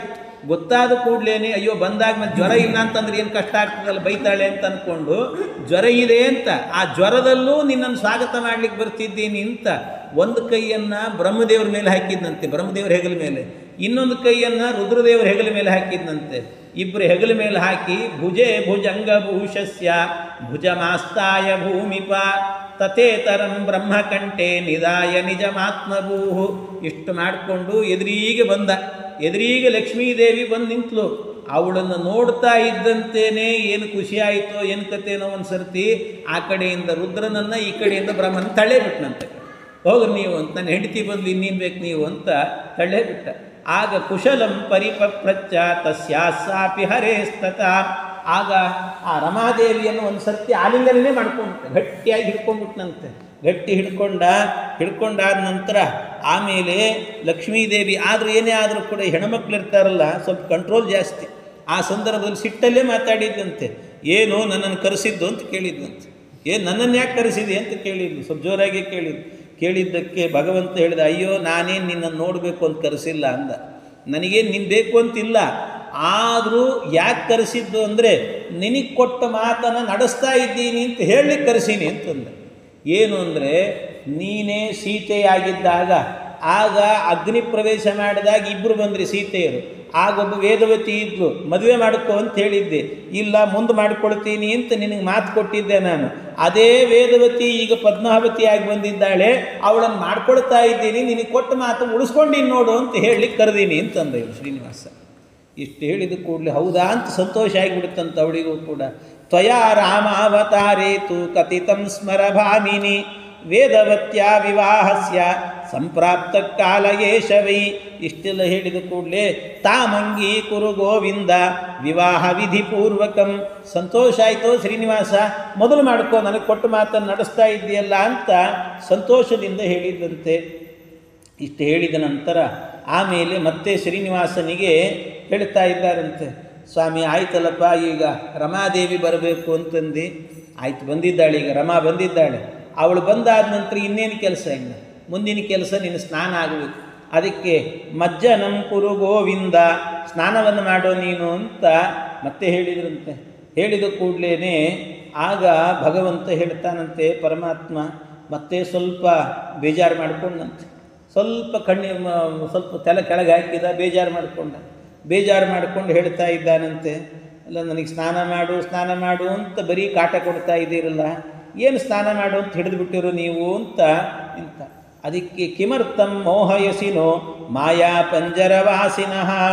ಯಾಕೋ ಅಳ್ತಾ ಇದ್ದಿ ನೀನು ಶ್ರೀನಿವಾಸ, ಬೇಗ ಸ್ನಾನ ಮಾಡು ಅಂತಂದರೆ ಯಾಕೆ ಹಿಂಗೆ ಮಾಡ್ತಿದ್ದಿ ಅಂತಂದರೆ, ಅದಕ್ಕೆ ನೀವು ಸಣ್ಣ ಹುಡುಗರಿದ್ದೀರಿ, ನಿಮಗೇನು ಅರ್ಥ ಆಗ್ತದೆ ಅಂತ, ನೀವೆಲ್ಲ ಮಕ್ಕಳು, ನಿಮ್ಗೆ ಅರ್ಥ ಆಗೋದಿಲ್ಲ ಅಂತಂದ. ಏನು ನಿಂದು ಅಂದರೆ, ಸ್ನಾನ ಅಂದರೆ ಸುಮ್ಮನೆ ಮಾಡಲಿಕ್ಕಾಗ್ತದೇನೋ, ತಲೆಗೆ ಎಣ್ಣೆ ಹಚ್ಚಬೇಕು ಅಂತ. ಎಣ್ಣೆ ಹಚ್ಚಿದ ಮೇಲೆ ಯಾವಾಗಲೂ ಕೂಡ ತಲೆ ಸ್ನಾನ, ಗಂಡಸರಿಗೆ ನಿತ್ಯ ತಲೆ ಸ್ನಾನ ಎನ್ನುವಂಥದ್ದು ವಿಹಿತ. ಆದ್ದರಿಂದ ತಲೆಗೆ ಎಣ್ಣೆ ಹಚ್ಚಿಕೊಳ್ಳದೆ ಸ್ನಾನ ಮಾಡಬಾರ್ದು, ಸ್ವಲ್ಪ ಆದರೂ ಎಣ್ಣೆ ಹಚ್ಚಿಕೊಂಡು ಮಾಡಬೇಕಂತ ಸ್ನಾನವನ್ನು. ಅದಕ್ಕೆ ಎಣ್ಣೆ ಹಚ್ಚಿಕೊಂಡು ಸ್ನಾನ ಮಾಡಬೇಕು, ಎಣ್ಣೆ ಹಚ್ಚಬೇಕಲ್ಲ ನನಗೆ ಅಂತ. ಅಯ್ಯೋ ಅದಕ್ಕೇನಂತೆ, ಕೊಡಿಲ್ಲ ನಾನೇ ಹಚ್ಚಿಬಿಡ್ತೀನಿ ಎಂದ ಬ್ರಹ್ಮ. ಸುಮ್ಕೂಡು, ಇದಕ್ಕೆ ನಿನಗೆ ಅರ್ಥ ಆಗಲ್ಲ ಅಂತ ಹೇಳು, ಸುಮ್ಕೂಡು ನೀನು ಅಂತೀವಿ ಶ್ರೀನಿವಾಸ, ಯಾಕೆ ಹಿಂಗೆ ಮಾಡ್ತಿದ್ದಿ ನೀನು ಅಂತ. ಅದಕ್ಕೆ ಮತ್ತೇನು ಸಮಸ್ಯೆ ಅಂತಂದರೆ ಶ್ರೀನಿವಾಸ ಹೇಳಿದಂತೆ, ಇಲ್ಲಪ್ಪ ಹಾಗೆಲ್ಲ ಎಣ್ಣೆ ಹಚ್ಚೋದು ಅಂತಂದರೆ ಸಿಕ್ಕವರೆಲ್ಲ ಹಚ್ಚಿಬಿಡಬಾರ್ದು ಎಣ್ಣೆಯನ್ನು. ಮತ್ತು ಯಾರು ಹಚ್ಚಬೇಕು ಅಂದರೆ, ಅಕ್ಷತಾ ವಿಪ್ರಹಸ್ತೇನ ಮಾತೃಹಸ್ತೇನ ಭೋಜನಂ. ಒಂದೊಂದನ್ನು ಹೇಳ್ತಾನೆ ಶ್ರೀನಿವಾಸ. ದಾನಂ ದದ್ಯಾತ್ ಸ್ವಹಸ್ತೇನ, ಒಂದೊಂದೇ ಹೇಳಿದ ಪರಮಾತ್ಮ. ಅಕ್ಷತಾ ವಿಪ್ರಹಸ್ತೇನ, ಯಾವಾಗಲೂ ಮಂತ್ರಾಕ್ಷತೆ ತಗೊಳ್ಬೇಕು ಅಂದರೆ ಬ್ರಾಹ್ಮಣರ ಕೈಯಲ್ಲಿ ತಗೊಳ್ಬೇಕಂತೆ ಮಂತ್ರಾಕ್ಷತೆಯನ್ನು. ಇಲ್ಲ ಅಂದರೆ ಬೇರೆ ಯಾರ್ಯಾರ್ದೋ ಕೈಯಲ್ಲಿ ತೊಗೊಂಡ್ಬಿಟ್ವಿ ಅಂತ ಆದರೆ ಅದು ಮಂತ್ರಾಕ್ಷತೆ ಅಲ್ಲ, ಅದು ಮತ್ತೇನು ಅಕ್ಕಿ ಕಾಳು ಅಷ್ಟೇ, ಅಕ್ಕಿ ಕಾಳಾಗಿಬಿಡ್ತದೆ. ಮಂತ್ರಾಕ್ಷತೆ ತಗೊಳ್ಬೇಕು ಅಂತ ಆದರೆ ಬ್ರಾಹ್ಮಣರ ಕೈ, ಯಾಕೆಂದರೆ ಬ್ರಾಹ್ಮಣರ ಕೈಯಲ್ಲಿ ಒಂದು ಮಂತ್ರ ಇರ್ತದೆ, ಆ ಮಂತ್ರದಿಂದ ಹೇಳಿ ಆ ಮಂತ್ರಾಕ್ಷತೆಯನ್ನು ಮುಟ್ಟುತ್ತಾರಂಥವ್ರು. ಇಂದ್ರ ಶ್ರೇಷ್ಠ ನಿದ್ರವೀಣಾನಿ ದೇಹಿ ಚಿತ್ತಿಂ ದಕ್ಷಸ್ಯ ಸುಭಗತ್ವಮಸ್ಮೇ ಪೋಷಂ ರಯೀಣಾಮರಿಷ್ಟಿಂ ತನೂನಾಂ ಸ್ವಾತ್ಮಾನಂ ವಾಚಸ್ಸೂಧಿನತ್ವಮನ್ನಾಂ ಮೊದಲಾದ ಮಂತ್ರ ಹೇಳ್ತಾರೆ. ಆ ಮಂತ್ರಗಳನ್ನೆಲ್ಲ ಹೇಳಿ ಸ್ವಸ್ತಿ ಮಂತ್ರಾರ್ಥಾಹ ಸತ್ಯಾಹ ಸಫಲಾಹ ಸಂತು ಅಂತ ಅವರೆಲ್ಲ ಆಶೀರ್ವಾದವನ್ನು ಮಾಡಿ ಕೊಡ್ತಾರಂತೆ. ಅಷ್ಟು ಮಾಡಿ ಕೊಡೋದ್ರಿಂದಾಗಿ ಅದಕ್ಕೋಸ್ಕರ ಅವರು ಮಂತ್ರಾಕ್ಷತೆ ಕೊಟ್ಟರೆ ಅದರಲ್ಲೊಂದು ಶಕ್ತಿ ಇರ್ತದೆ. ಆದ್ದರಿಂದ ಅಕ್ಷತಾ ವಿಪ್ರಹಸ್ತೇನ ಅಂತ ಮಂತ್ರಾಕ್ಷತೆ ತಗೊಳ್ಬೇಕು ಅಂತಾದರೆ ಅದಕ್ಕೆ ಯಾರ ಕೈಯಲ್ಲಿ ಅಂದರೆ ಬ್ರಾಹ್ಮಣರ ಕೈಯಲ್ಲಿ ತಗೊಳ್ಬೇಕಂತ, ಬ್ರಾಹ್ಮಣರ ಕೈಯಲ್ಲಿ ತಗೊಳ್ಬೇಕು. ಮಾತೃಹಸ್ತೇನ ಭೋಜನಂ, ಊಟ ಮಾಡಬೇಕು ಅಂದರೆ ತಾಯಿ ಕೈಯಲ್ಲಿ ಊಟ ಮಾಡಬೇಕಂತ. ಯಾಕೆ ಅಂದರೆ ಅವಳೊಂದು ವಾತ್ಸಲ್ಯ ಇರ್ತದಂತೆ, ಮಗು ಊಟ ಮಾಡಲಿ ಅಂತ. ಏನಾದರೂ ಕೂಡ ನನ್ನ ಕೂಸಿದು ಚೆನ್ನಾಗಿ ಊಟ ಮಾಡಲಿ, ಹೊಟ್ಟೆ ತುಂಬ ಊಟ ಮಾಡಲಿ ಅಂತ ಹಾಕ್ತಾಳಂತೆ. ಅದರಿಂದಾಗಿ ಮಾತೃಹಸ್ತೇನ ಅದರಲ್ಲೊಂದು ವಾತ್ಸಲ್ಯ ತುಂಬಿರ್ತಾಳೆ. ಆ ವಾತ್ಸಲ್ಯದ ಊಟಕ್ಕೋಸ್ಕರ ತಾಯಿ ಕೈಯಿಂದ ಊಟವನ್ನು ಮಾಡಬೇಕು ಅಂತ ಹೇಳುತ್ತಾರೆ. ಇನ್ನು ದಾನಂ ದದ್ಯಾತ್ ಸ್ವಹಸ್ತೇನ, ದಾನ ಕೊಡಬೇಕು ಅಂತಾದರೆ ಯಾರೋ ಹೋಗ್ತಿರ್ತಾರೆ, ನಂದೊಂದು ದಾನ ಕೊಟ್ಬಿಡ್ರಿ ಸ್ವಾಮಿ, ಹಾಗೆಲ್ಲ ಮಾಡಬಾರ್ದು. ತಾವೇ ಕೈಯಾರ ಕೊಡಬೇಕಂತೆ ದಾನವನ್ನು. ಈ ರೀತಿ ದಾನ ಕೊಟ್ಟರೆ ಅದಕ್ಕೆ ಪುಣ್ಯ ಇದೆ ಅಂತ ಹೇಳ್ತಾರೆ. ಹಾಗೆ ದಾನಂ ದದ್ಯಾತ್ ಸ್ವಹಸ್ತೇನ ಅಂತ. ಇನ್ನು ಕೊನೆಯದೊಂದು ಮಾತು ಹೇಳಿದ, ನಾರೀ ಹಸ್ತೇನ ಮರ್ದನಂ. ನಾರೀ ಹಸ್ತೇನ ಮರ್ದನಂ ಅಂದರೆ ಅರ್ಥ ಏನು ಅಂದರೆ, ನಾರಿ ಅಂದರೆ ಹೆಂಡತಿ ಅಂತ ಅರ್ಥ. ಹೆಂಡತಿ ಕೈಯಿಂದ ಎಣ್ಣೆ ಹಚ್ಚಿಸ್ಕೊಳ್ಬೇಕು ಅಂತ ಶಾಸ್ತ್ರ ಇರೋದು ಅಂತ. ಆದ್ದರಿಂದ ಎಣ್ಣೆಯನ್ನೇನಾದರೂ ನಾಳೆ ದೀಪಾವಳಿ ಬರ್ತದೆ, ದೀಪಾವಳಿ ಬಂತು ಅಂತಾದರೆ ಯಾರೋ ಹೋಗೋದು ಎಲ್ಲೋ ಇರ್ತಾರೆ, ಸ್ವಲ್ಪ ಎಣ್ಣೆ ಹಚ್ಚು ಅಂತ ಹಚ್ಚಿಸ್ಕೊಂಡ್ಬಿಡೋದಲ್ಲ. ಹೆಂಡತಿನೇ ಅದನ್ನು ಎಣ್ಣೆ ಹಚ್ಚಬೇಕಂತೆ. ಚೆನ್ನಾಗಿ ತಲೆಯನ್ನೆಲ್ಲವನ್ನು ಕೂಡ ಒಳಗೆಲ್ಲ ಎಣ್ಣೆ ಇಳಿಬೇಕು. ಆ ಥರ ಹಣ್ಣು ಅನ್ನಿಸ್ಬೇಕು ತಲೆಯೆಲ್ಲವೂ ಕೂಡ. ತಲೆಯೆಲ್ಲ ಹಣ್ಣು ಅನ್ನಿಸುವಂತೆ ಎಣ್ಣೆಯನ್ನು ಹಚ್ಚಿ ಚೆನ್ನಾಗಿ ಸ್ನಾನವನ್ನು ಮಾಡಿಸ್ಬೇಕಂತೆ. ಇದೆಲ್ಲ ಏನಂತಾರೆ, ಪಾತಿವ್ರತ್ಯ ಧರ್ಮ ಇದು ಅಂತ ಹೇಳ್ತಾರೆ. ಇದನ್ನು ಪಾಲನೆ ಮಾಡಬೇಕು ಅಂತ. ಹೆಂಡತಿಗೂ ಒಂದು ಅವಕಾಶ ಕೊಡಬೇಕಲ್ಲ ಮತ್ತೆ. ಅದಕ್ಕೋಸ್ಕರ ಯಾಕೆಂದರೆ ತಲೆಗೆ ಎಣ್ಣೆ ಹಚ್ಚೋ ನೆಪದಲ್ಲಿ ಏನಾದರೂ ಸಿಟ್ಟಿದ್ರೂ ತೀರಿಸ್ಕೊಂಡ್ಬಿಡ್ಬೋದು ಎರಡೇಟು ಬಿಟ್ಟು. ಹಾಗೆ ಅಂತೂ ಈ ರೀತಿಯಲ್ಲಿ ಇದನ್ನು ಮಾಡಬೇಕು ಅಂತ ಹೇಳಿದಾಗ ವಿದಿತಂ ಹೃದಯಂ ದೇವ ತವ ಕಲ್ಯ ವೆಂಕಟವಲ್ಲಭ. ಆಗ ಲಕ್ಷ್ಮೀದೇವಿ ಹೇಳ್ತಾ ಇದ್ದಾಳೆ, ನಿನ್ನ ಮನಸ್ಸು ಏನು ಅಂತ ನನಗೆ ಗೊತ್ತೋ ಶ್ರೀನಿವಾಸ, ಯಾಕೋ ನೀನು ಚಿಂತೆ ಮಾಡ್ತೀನಿ, ನಾನಿದ್ದೀನಿ ಬಿಡು, ನಾನೇ ನಿನಗೆ ಎಣ್ಣೆ ಹಚ್ತೀನಿ ಅಂತ ತಾನೇ ಎಣ್ಣೆ ಹಿಡ್ಕೊಂಡು ಬಂದು ತೈಲಾಭ್ಯಂಗಾದಿ ಕರ್ಮಾಣಿ ಕರಿಷ್ಯೆ ಪುರುಷೋತ್ತಮ, ನಿನಗೆ ನಾನೇ ಮಾಡ್ತೇನೆ ಅಂತ ಬಂದು ಲಕ್ಷ್ಮೀದೇವಿ ತಾನೇ ಎಣ್ಣೆ ಹಚ್ಚಿದ್ದಂತೆ. ಎಣ್ಣೆಯನ್ನು ಹಚ್ಚಿ ಆ ಪರಮಾತ್ಮನಿಗೆ ಮೊದಲು ಎಣ್ಣೆ ಶಾಸ್ತ್ರ ಅಂತ ಮಾಡಲಿಕ್ಕಿರ್ತದೆ. ಅದಕ್ಕೆಲ್ಲ ಒಂದೊಂದು ಬೊಟ್ಟಿಡಬೇಕು. ಮೊದಲು ಬೊಟ್ಟಿಟ್ಟು ಒಬ್ಬೊಬ್ಬರನ್ನು ಆವಾಹನೆ ಮಾಡಿ, ಅಶ್ವತ್ಥಾಮ ಬಲಿರ್ವ್ಯಾಸ ಹನುಮಾಂಶ್ಚ ವಿಭೀಷಣ ಕೃಪಃ ಪರಶುರಾಮಶ್ಚ ಸಪ್ತೈತೆ ಚಿರಜೀವಿನಃ ಸಪ್ತೈತಾನ್ ಸಂಸ್ಮರೇನ್ ನಿತ್ಯಂ ಮಾರ್ಕಂಡೇಯ ಮತಾಷ್ಟಮಂ. 8 ಬೊಟ್ಟುಗಳನ್ನಿಟ್ಟು ಒಬ್ಬೊಬ್ಬ ಚಿರಂಜೀವಿಗಳನ್ನು ಸ್ಮರಣೆ ಮಾಡಿ ಅದನ್ನೆಲ್ಲ ಬಳದು ಒಂದು ಸರ್ತಿ ಮತ್ತೆ ಪಾತ್ರೆಗೆ ಹಾಕ್ಕೊಂಡು ಅದನ್ನೆಲ್ಲ ಹಚ್ಚಲಿಕ್ಕಿರ್ತದೆ. ಈ ರೀತಿಯಲ್ಲಿ ಹಚ್ಚಬೇಕಂತೆ ಎಣ್ಣೆಯನ್ನು. ಹೀಗೆ ಎಣ್ಣೆಯನ್ನು ಹಚ್ಚುವಾಗ ಆಗ ಹೇಳಬೇಕಲ್ಲ, ತಲೆಗೆ ಎಣ್ಣೆ ಹಚ್ಚುವಾಗ ನಾವೆಲ್ಲ ಎಣ್ಣೆ ಹಚ್ಚಿಕೊಳ್ಳುವಾಗ ಸಪ್ತ ಚಿರಂಜೀವಿಗಳ ಸ್ಮರಣೆ ಮಾಡಬೇಕು. ಅಶ್ವತ್ಥಾಮ ಬಲಿರ್ವ್ಯಾಸ ಅಂತ ಆ ಶ್ಲೋಕ ಹೇಳಿಕೊಂಡು ತಲೆ ಮುಟ್ಟುಕೊಂಡು. ಆದರೆ ಈ ಲಕ್ಷ್ಮೀದೇವಿ ಭಗವಂತನಿಗೆ ಎಣ್ಣೆ ಹಚ್ಚಿದ್ಲಲ್ಲ, ಆಗೇನು ಮಾಡಿದ್ಲು ಅಂದರೆ ಆಶೀರ್ವಾದ ಮಾಡಿದ್ಲು. ದೀರ್ಘಾಯುರ್ಭವ ಗೋವಿಂದ ಪುತ್ರವಾನ್ ಧನವಾನ್ ಭವ ಚತುರ್ದಶಾನಾಂ ಲೋಕಾನಾಂ ಏಕಚ್ಛತ್ರಾಧಿಪೋ ಭವ. ಈ ರೀತಿ ದೀರ್ಘಾಯುರ್ಭವ ಗೋವಿಂದ, ದೀರ್ಘಾಯುಷ್ಯವಂತನಾಗುವಂತ ಲಕ್ಷ್ಮೀದೇವಿ ಹೇಳಿದ್ಲಂತೆ. ಇದು ಹೇಗೆ ಸಾಧ್ಯ? ದೀರ್ಘಾಯುಷ್ಯವಂತನಾಗುವಂತ ಲಕ್ಷ್ಮೀದೇವಿ ಹೇಗೆ ಹೇಳಲಿಕ್ಕೆ ಸಾಧ್ಯ ಭಗವಂತನಿಗೆ?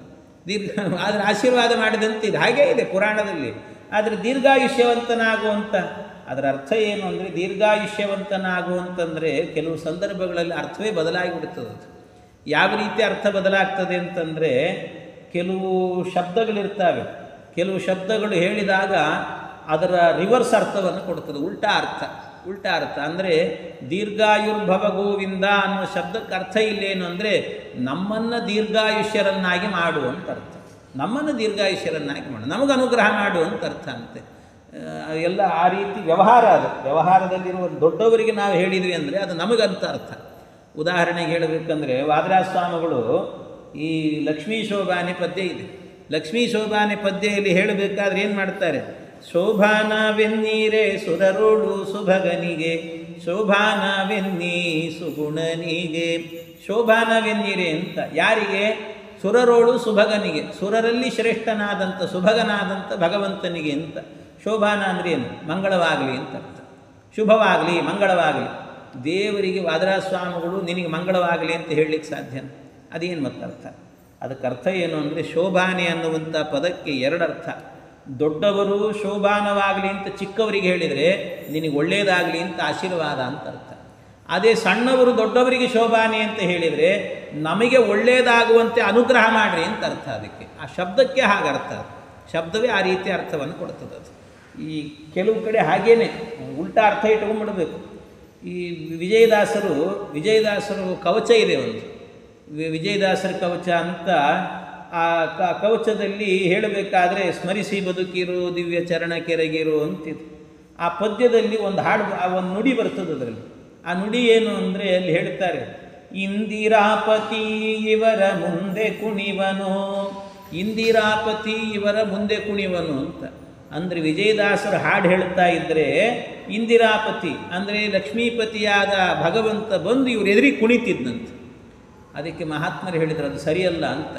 ಯಾಕೆ ಅಂದರೆ ಶ್ರೀನಿವಾಸ ಬಂದು ಕುಣಿಯೋದಲ್ಲ, ಇವರು ಮೈ ಮರೆತು ಶ್ರೀನಿವಾಸನ ಎದುರಿಗೆ ಇವ್ರು ಕುಣಿಬೇಕು, ಅದು ಭಕ್ತನ ಲಕ್ಷಣ ಅದು. ಆದ್ದರಿಂದಾಗಿ ಶ್ರೀನಿವಾಸ ಕುಣಿಯೋದಲ್ಲ, ಭಗವಂತನ ಎದುರಲ್ಲಿ ಇವ್ರು ಕುಣಿತಿದ್ರು. ಆದ್ದರಿಂದ ಇಂದಿರಾಪತಿ ಇವರ ಮುಂದೆ ಕುಣಿವನು ಅಂದರೆ ಇಂದಿರಾಪತಿ ಮುಂದೆ ಇವರು ಕುಣಿತಿದ್ರು ಅಂತ ಅರ್ಥ. ಅದಕ್ಕೆ ಅದು ಉಲ್ಟಾ ಅರ್ಥ, ಹಾಗೆ ಇಟ್ಕೊಳ್ಬೇಕು ಅದಕ್ಕೆ. ಅಲ್ಲಿ ಇದು ಎಲ್ಲಿ ಹೀಗೆಲ್ಲ ಮನಸ್ಸಿಗೆ ಬಂದಂಗೆ ಅರ್ಥ ಹೆಂಗೆ ಇಟ್ಕೊಳ್ಳೋದಂದರೆ, ಕೆಲವು ಕನ್ನಡದ ಭಾಷೆ ಇದೆಯಲ್ಲ, ಕೆಲವು ಕಡೆಯಲ್ಲಿ ಈ ಅರ್ಥ ಹೀಗೆ ಅಂತ ಹೇಳಿಬಿಟ್ಟು ನಿಯಮ ಅದು. ಅಂದರೆ ಆಡು ಭಾಷೆ ಅದೆಲ್ಲವೂ ಕೂಡ. ಯಾವ ರೀತಿ ಅಂದರೆ, ಈಗ ಉದಾಹರಣೆಗೆ ನಾವು ಹುಬ್ಬಳ್ಳಿಯಲ್ಲಿದ್ದೀವಿ, ಕೃಷ್ಣನ್ ನೋಡಬೇಕು, ಉಡುಪಿ ಕೃಷ್ಣನ ದರ್ಶನ ಮಾಡಬೇಕು ಅಂತ ಅನ್ನಿಸ್ತು.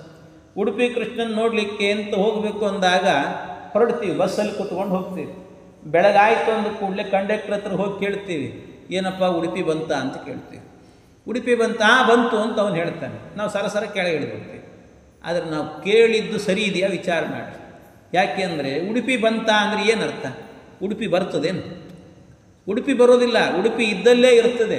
ಆದರೆ ನಾವು ಕೇಳೋದು ಮಾತ್ರ ಉಡುಪಿ ಬಂತ ಅಂತ. ಅಂದರೆ ಅರ್ಥ ಏನು ಅಂದರೆ, ಉಡುಪಿ ಬಂತ ಅನ್ನೋ ಶಬ್ದಕ್ಕೆ ಅರ್ಥ ಏನು ಅಂದರೆ ಉಲ್ಟಾ, ಅಂದರೆ ಉಡುಪಿಗೆ ನಾವು ಬಂದ್ವಾ ಅಂತ ಅರ್ಥ. ಹಾಗರ್ಥ ಅದು ಕನ್ನಡದ ಭಾಷೆ ಅದು. ಹಾಗೆ ಆ ಸೊಬಗದು. ಅದರಿಂದಾಗಿ ಹಾಗೆ ಇಂದಿರಾಪತಿ ಇವರ ಮುಂದೆ ಕುಣಿವನು ಅಂದರೆ ಅರ್ಥ ಏನು ಅಂತಂದರೆ, ಇಂದಿರಾಪತಿ ಮುಂದೆ ಇವರು ಕುಣಿತಿದ್ರು ಅಂತ. ಉಡುಪಿ ಬಂತ ಅಂದರೆ ಉಡುಪಿಗೆ ನಾವು ಬಂದ್ವಾ ಅಂತ ಅರ್ಥ. ಉಡುಪಿ ಬರೋದಿಲ್ಲ, ಅಲ್ಲೇ ಇರ್ತದೆ ಅದು.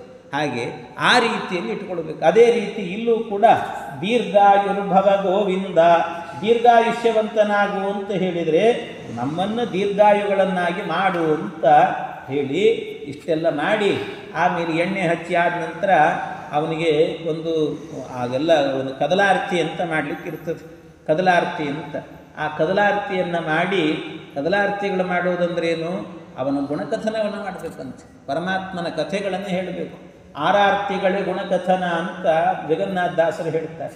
ಹಾಗೆ ಅವನ ಗುಣಕಥನಗಳನ್ನೆಲ್ಲ ಮಾಡುತ್ತಾ ಅವನಿಗೆ ಹೇಳಿ, ಆಗ ಹರಿದ್ರಾಚೂರ್ಣ ಪಿಷ್ಟೇನ ಪ್ರಾಮ್ರೋಜದ್ ವೆಂಕಟೇಶ್ವರಂ. ಹರಿದ್ರಾಚೂರ್ಣ ಪಿಷ್ಟೇನ, ಎಣ್ಣೆ ಇದೆಯಲ್ವ, ಎಣ್ಣೆಯನ್ನು ಅರಿಶಿಣಕ್ಕೆ ಹಾಕಿದ್ರಂತೆ. ಎಣ್ಣೆ ಅರಿಶಿಣವನ್ನು ಎರಡನ್ನೂ ಕೂಡ ಒಟ್ಟು ಮಾಡಿ ಇಡೀ ಶ್ರೀನಿವಾಸನ ಮೈಗೆ ಹಚ್ಚಿದ್ರಂತೆ. ಶ್ರೀನಿವಾಸನ ಮೈಗೆ ಎಣ್ಣೆ ಮಿಶ್ರಿತವಾದಂತಹ ಅರಿಶಿಣವನ್ನು ಆವತ್ತಿನಿಂದ ಹಸಿಮಯಿ ಅಂತ ಹೇಳ್ತಾರೆ. ಹಸಿಮಯಿ ಈ ಥರ ತಯಾರು ಮಾಡಿದ್ರಂತೆ. ಸುಮಂಗಲೈಹಿ ವಾದ್ಯಘೋಷೈಹಿ ಸಹ ಸರ್ವ ಪರಿಚ್ಛದೈಹಿ, ಎಲ್ಲ ಒಳ್ಳೆ ಮಂಗಲ ವಾದ್ಯಗಳು ಘೋಷಗಳು ಎಲ್ಲ ಸೇರಿತ್ತು. ಇಂಥದ್ದನ್ನೆಲ್ಲ ಮಾಡಿಕೊಂಡು ಆಮೇಲೆ ಸ್ನಾನ ಮಾಡಿಸ್ಬೇಕಲ್ಲ. ಸ್ನಾನ ಮಾಡಿಸ್ಲಿಕ್ಕೆ ಅಂತ ಬೇರೆ ಎಲ್ಲ ನದ್ಯಭಿಮಾನಿ ದೇವತೆಗಳಿದ್ದಾರಲ್ಲ, ಅವರವರ ನದಿಯಿಂದ ಒಂದೊಂದು ಕೊಡಪಾನವನ್ನು ಹೊತ್ಕೊಂಡು ಬಂದ್ರಂತೆ. ಎಲ್ಲರೂ ಕೂಡ ಒಂದೊಂದು ಕೊಡ ಹೊತ್ಕೊಂಡು ಬಂದ್ರಂತೆ. ಜಲೈರ್ನೀರಾಜಯಾಮಾಸುಹು ಪುತ್ರವಾನ್ ಧನವಾನ್ ಭವ. ಆಮೇಲೆ ಹೊತ್ಕೊಂಡ್ಬಂದಿದ್ದಾರೆ ಸ್ನಾನಕ್ಕೆ. ಒಂದು ಕದಲಾರತಿ ಅಂತಂದರೆ ನೀರಲ್ಲೇ ಆರತಿ ಅಂತ, ಅದರಲ್ಲಿ ಅರ್ಶಿನ ಕುಂಕುಮ ಹಾಕಿ ಜಲೈಹಿ ನೀರಾಜಯಾಮಾಸುಹು ಅಂತ ಹೇಳ್ತಾರೆ. ಹೀಗೆ ಆಮೇಲೆ ಗಾಯಂತ್ಯ ಶುಭ ಗೀತಾನಿ ಕುಂಕುಮೈ ಸಲಿಲೈಸ್ತತಃ ಆರಾತ್ರಿಕಾಂ ಮಾಂಗಲಿಕೀಂ ಸರ್ವಾಶ್ಚಕ್ರುಸ್ತತಾಂಗನಾಃ. ಎಲ್ಲರೂ ಕೂಡ ಬಂದಿದ್ದಾರಂತೆ. ಆಮೇಲೆ ಲಕ್ಷ್ಮೀ ಕೈಯಿಂದಲೇನೆ ಎಲ್ಲವೂ ಕೂಡ ಸ್ನಾನ ಗೀನ ಯಾರೇನು ತಂದರೂ ಕೂಡ ಲಕ್ಷ್ಮೀ ಕೊಡಬೇಕು, ಅವಳು ಮಾಡೋದು ಎಲ್ಲವೂ ಕೂಡ ಎಲ್ಲ ವ್ಯವಸ್ಥೆ. ಆದ್ದರಿಂದ ದೇವರಿಗೆ ಏನು ಮಾಡಿದರೂ ನಾವು ಮಾಡುವಾಗ ನೋಡ್ರಿ, ಶಂಖಕ್ಕೆ ಸ್ಪರ್ಶ ಮಾಡಿ ದೇವರಿಗೆ. ಅಂದರೆ ಯಾಕೆ ಅಂದರೆ ನಮಗೆ ಡೈರೆಕ್ಟಾಗಿ ಮಾಡುವ ಯೋಗ್ಯತೆ ನಮಗಿರೋದಿಲ್ಲಂತೆ. ಮತ್ತು ಯಾರಿಗೆ ಅಂದರೆ ಲಕ್ಷ್ಮೀದೇವಿಗೆ ಅಧಿಕಾರ.